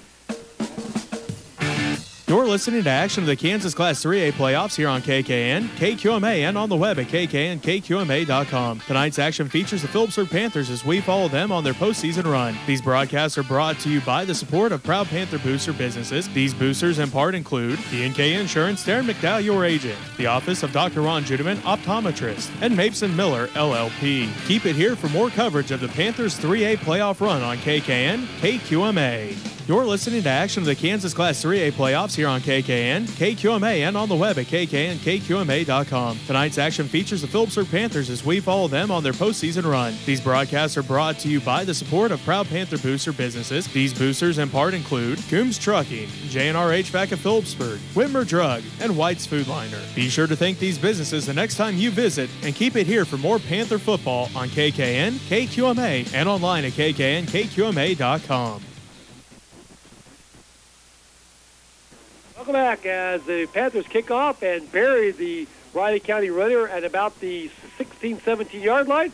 And again, in there is Case and Keaton dropping him on the line. They did a little kind of on the ground, never did get higher than the shoulders, and it just bounced down into the corner. You know, that one game he kicked a bunch of them out of bounds, and we thought, God, he's got to get that to where it sets. That pins that guy into the corner. So Riley County will start 1st and 10 from about their own 17-yard line, 4:38 and counting here to go in the third quarter. Panthers leading it by the score of 48-0. We do have some scores to try to get to you as the state continues to play the 3A playoffs. Now, the quarterback takes the ball, hands off. No, he keeps it himself, runs straight ahead, gets it up over the 20, and gets it out to about the 23, maybe the 24-yard line. Because that's not too bad of a gain for Riley County. So, yeah, we're talking with the official out there. He ended up laying flat on his back and a guy laying on top of him. Let's call it second, and now let's call it 4 for Riley County. Nice gain. Most of the starting defense is in there. Yeah, I think I don't see Trace Sides. It might be Ty. I just can't see that. Yeah, it's Ty Sides. Okay. But everybody else, I think, is the starters. Linker, Thompson, Moon all in there. Pockebear. Looks like Van Kooten's, both Van Kooten's in there, and Tedford. So, yeah, Panthers have not given up defensively. They substitute a little bit on the offensive side, but they're still going to try to shut Riley County down here in the third quarter. And it's still third quarter. And again, they go to the full house or the T formation. Quarterback takes the ball, snaps, runs it, hands off to the back, and the back is hit. Oh, man, is he hit hard. And I think that's one of the linebackers getting up off the bottom is... No, that was one of the big boys. That was Van Kooten. Van Kooten in there. Lowered his head. Noah lowered his head and shoulder and just popped him. You just can't say enough good about Noah Van Kooten coming on this year, and he's gotten stronger as the year went on. I think that's a confidence thing in there. You put him and Christopher and Big Nate Tedford in there, and we've got a threesome that are pretty solid. And you can sub Shelton in there and Austin Miller. Yeah, we've got some defensive linemen that can play, and we got defensive ends coming out, too. So let's call it 3rd and 3. Quarterback takes the ball, wants to run it, trying to get up, and, boy, the Panthers just pile it up. And I'm just going to call stop by the Panther defense because that's just everybody in there. Noah getting up, Pockebear getting up, Van Kooten getting up, Gower got up. They went back to the quarterback keeper. Yep. It worked one time. And they try to go back to that thinking, well, if it worked once, try it again. Well, against the Panthers, it works once, you aren't going to get it again. Yeah, loss of a couple on that, so it brings up 4th and 4, and Riley County back in punt formation. Panthers not real deep, expecting maybe to try something here. Need to get a block on somebody so we can... Ball is kicked, and now it takes a bounce. Ty Sides wanted to pick it up really bad. But nobody's blocking the guy running down the field. They're just sitting there watching him run down the field. If they would slow him down at the line by just 2 steps, we'd have a return. So the Panthers send in, looks like the starting offensive line is still in there pretty much. As you see, Tedford and Van Kooten. Colby Wells is still in there. Case Keaton's still in there. Shelton looks like he's in there. So Panthers do starting with them. Now Ty Sides is in the quarterback. Looks like 13 brings the play in. Russell, that's Blaine Russell. Blaine Russell at one got tight end. Moon, Ragsdale, and Ellis. As the backfield, they are into the wishbone. Ty Sides sets down, hands off to the first running back through, and he dives ahead. That's Ragsdale. Ragsdale runs up over the 40 to about the 41-yard line. Gain of about 4. Let's call it second and a short 6 for the Panthers. We got about a minute to go here in the third quarter. The Panthers lead it by a score of 48-0 over Riley County Falcons. Jordan Ford brings the play in. Number 9, Caleb Seville in at tight end. So the Panthers stay in the wishbone. Again, Ty Sides, quarterbacking him.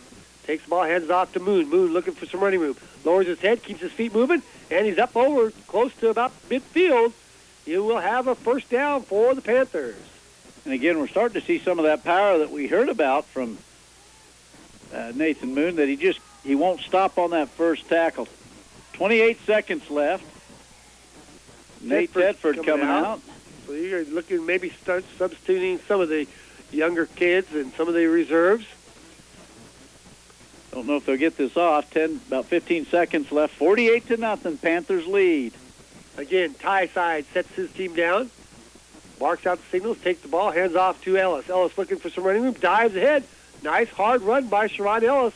Sometimes you just got to lower your head and take what you can get. That'll be the end of the third quarter. Panthers lead 48-0.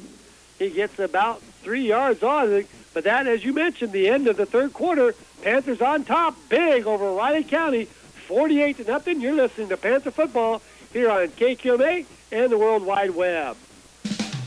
On the air and on the web, you're listening to Phillipsburg Panther football on KKN, KQMA, and on KKNKQMA.com. We'll be following the Panthers on their Kansas Class 3A playoff journey thanks to the support of the proud Panther booster businesses. They include, in part, Rogers & Associates Insurance, proud to support the Panthers, Sawyer's Ace Hardware, and the Olive Bovey Memorial Chapel in Phillipsburg. Keep it here for more coverage of the Panthers 3A playoff run on KKN, KQMA.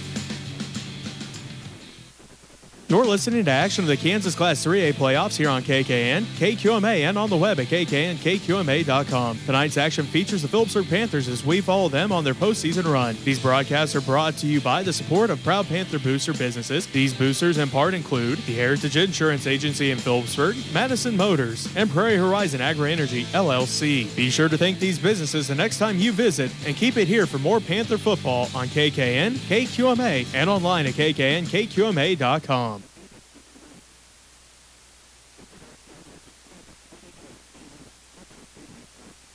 Welcome back, everyone. We're back here as we are starting the fourth quarter here, as we now have a second, and let's call it 7 for the Panthers. Ty Sides again sets them down, takes the ball, hands off to Sharon Ellis. That's Sisson, I believe, or which way back is that? Nope, that's Moon. That's Moon on the carry. Nick Beckman in on the line. Moon got a lot of yards after getting hit. He got hit in the backfield. 66 comes in the game. That'd be Cody Blue goes in. Blaine Russell in. So the Panthers doing a lot of substitution. It's going to be third, and let's call it 3, as the Panthers trying to get another first down here, keeping the ball moving.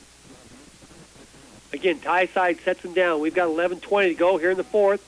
Takes the ball, hands off, and Moon is hit right away. And they got Moon covers the ball. He covers the ball. They shoved him way back. I'm waiting for Sides to keep it because we know how quick he is.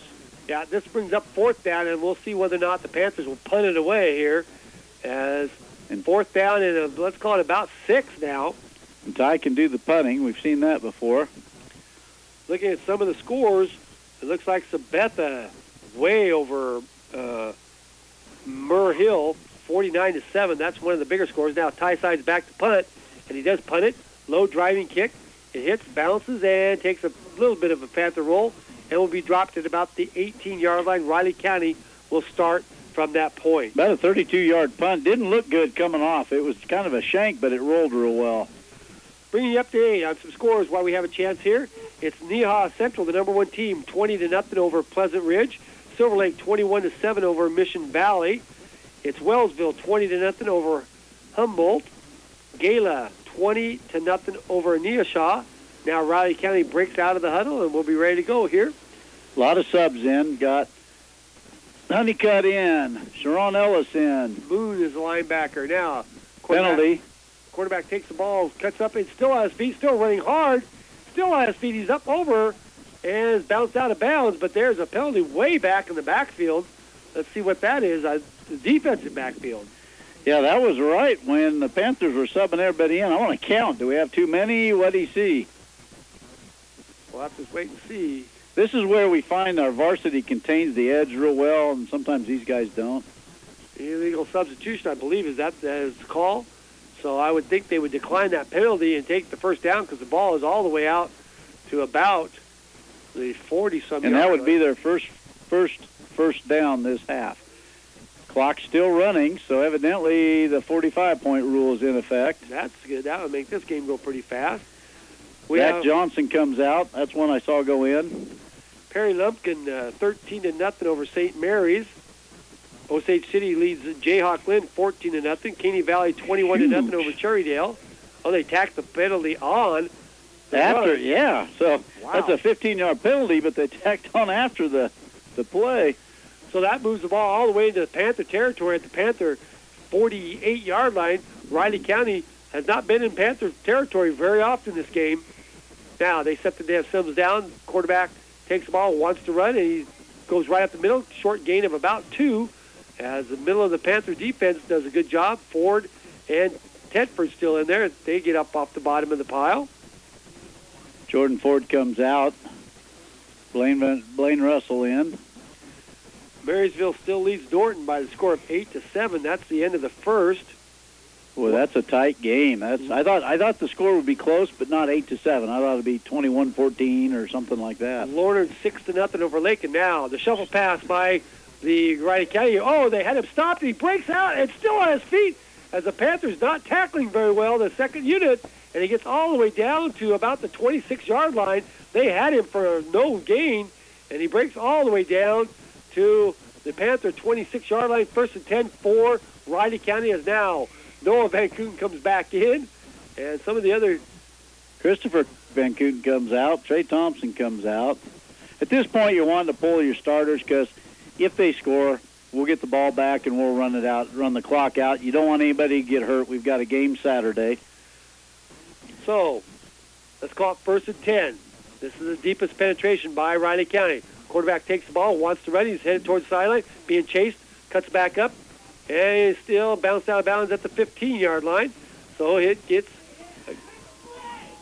John Honeycutt makes a nice tackle on that, runs him out of bounds. So another first down for Riley County. And that's just the plain quarterback sweep that didn't work earlier. If you can seal the corners. You got Conway Springs beating Wichita Independent 37-0. We got Heston 28-0 over Hutchinson Trinity. So those bring you up to date on all the scores. We'll set that off. And first and 10, Riley County from the Panther 15-yard line, 6:43 at counting. Again, the quarterback is in the shotgun, takes the snap, hands the ball off to the back, and he goes up the middle and is stopped after a gain of about 2 or 3, looks like. That was their big back going up, and that was a nice stop by the Panthers. Looks like Honeycutt might have been in on the tackle there. Kellerman on that far side. I think some of the young guys have their jackets off because the older guys said, give us your coats. We're done for the night, and we're sweaty. So let's call it 2nd and 8 for Riley County.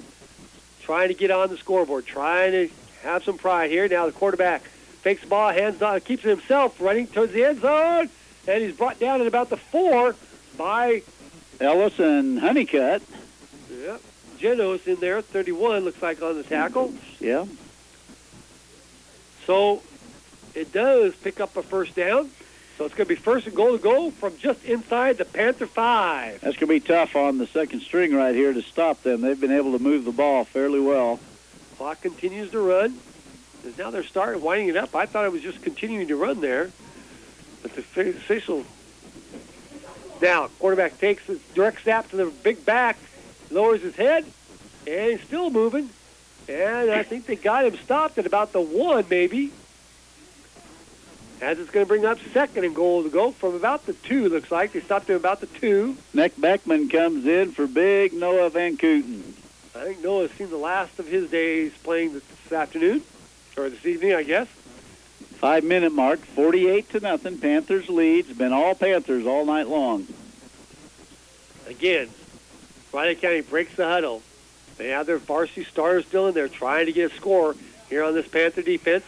Quarterback, again, direct snap to the running back. He lowers his head, and he's in for the touchdown. So in the fourth quarter, Riley County, with 4:42 to go, it's a 2-yard run by their big back, number 28, for the touchdown, and it now reads 48-6, the Panthers on top.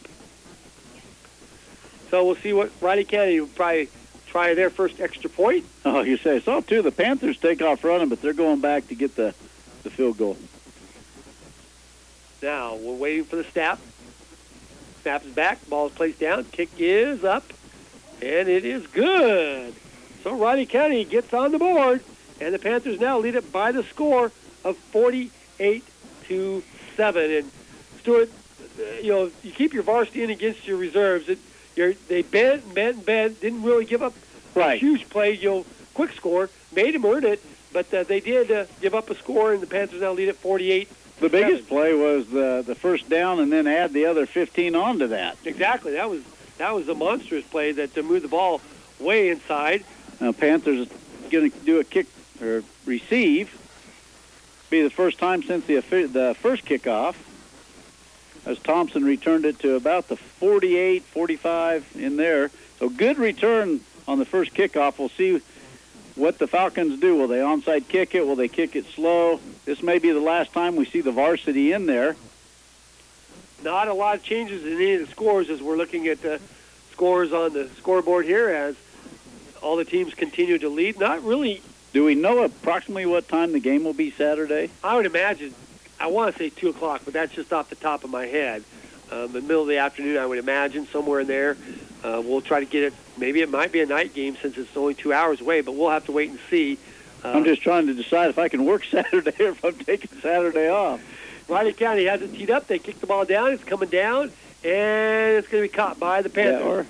Now, it's 20-25, looking for some running room, dives straight ahead, still on his feet, still busting up, and gets close to about the 34-yard line. I think Gower went the opposite direction. Thompson come running this way real hard, spun to set a block, and Gower was going the other way, and he just stood there. Of course, now they're talking to each other like, didn't we say right?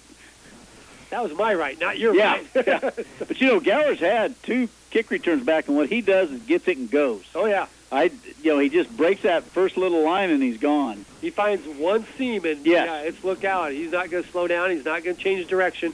He looks for the seam, and he just hits it. If there's no seam, he still just hits it. That's what he does. Ty Sides in at quarterback as the second unit continues to play offense here.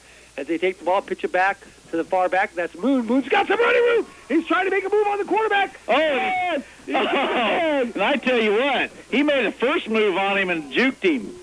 So Moon burst from about the 30-some-yard line. And the quarterback gets up limping. All the way down. Great run by Moon. He hit the hole and was gone.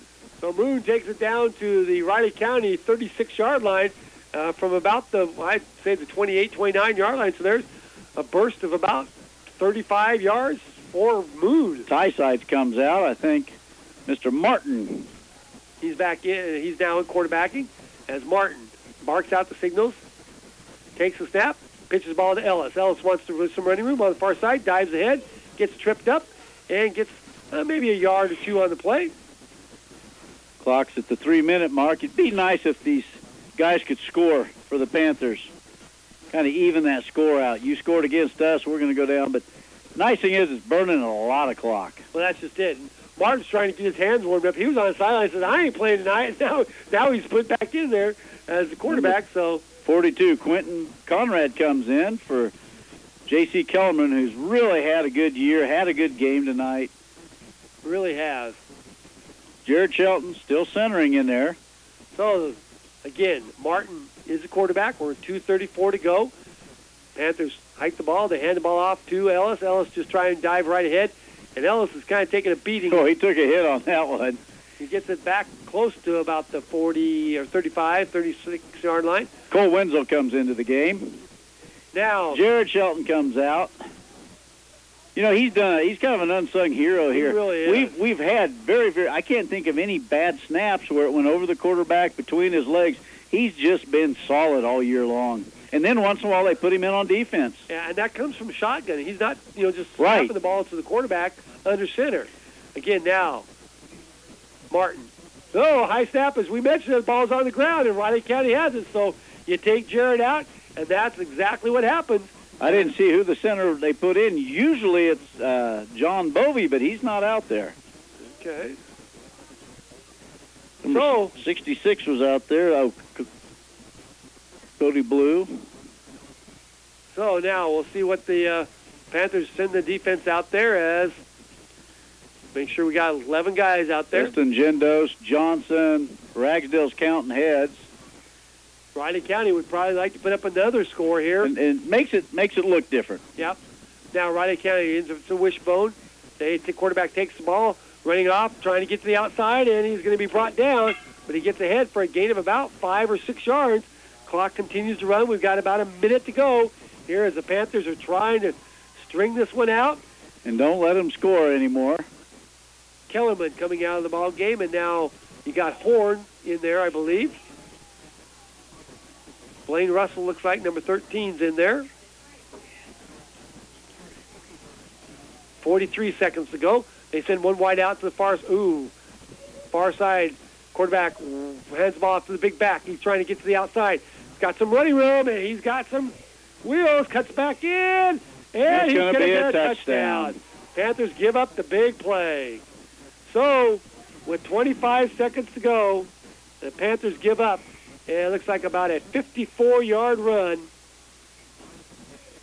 And again, the score is going to look 14-48, but it was 48-0, and the Panthers could have put more numbers up had they chose to. Well, it's going to be the same exact kind of score that almost Silver Lake beat them 41-14, and so now people are going to say, well, what's what here? Right. But now, Riley County will try the extra point. As the snap is back, ball is placed down, kick looks like it's good. Now do you put your starters? Oh, he missed it. Oh, he missed it. Kick is no good. Put your starters in for one more return. This is where you get your guys and say, guys, we got 24 seconds. Let's run this thing back. I don't know if you do or not. I think you just maybe get the ball and fall on it and don't even worry about it. Oh, and game will be over. Game over, yeah. 48-13. Panthers lead it here big over Riley County, and they have just controlled the whole game here. Now, what I would do, Jay, because it's me, I do that. I'll pass the ball back and forth about 20 times. You probably would. I might agree with you. Get the ball, secure it. It's hard to tell high school kids just to down it deep in your own deal and then throw your young guys to the wolves for maybe one play. That's right, exactly. Waiting for Riley County to come out. As we're looking at some of the scores, not a whole lot has changed, either that. Here, last report, it was Hoisington 22-0 in the second quarter over Cimarron. So, depending on how the adjustments come out there, of course, they still have the Panthers up 48-0. So, I don't know if this isn't refreshing quick enough or what. But Riley County will be back to kick off to the Panthers here. Now, will they kick it deep? Well, they've got to know they don't have any plays left. I mean, their crowd's already heading down around the track. Panthers are starting to stand up, get excited here. Now, the Riley County approaches the ball. Could be an onside kick, and they keep it on the ground. It's caught, bought, and now it just goes down to a knee, as that is Pockbear with the play there. Ford takes the ball and downs it, and I liked how Moon stood in front of him. The first guy coming, he just kind of put his hands up like, no, it's over. And they're going to let the clock run out right here. Panthers are lining up. Yeah, the clock is going to run out as they're down to the final seconds here. So the Panthers win the first round playoff game over Riley County by a score of 48-13. Let's head back to the station for a quick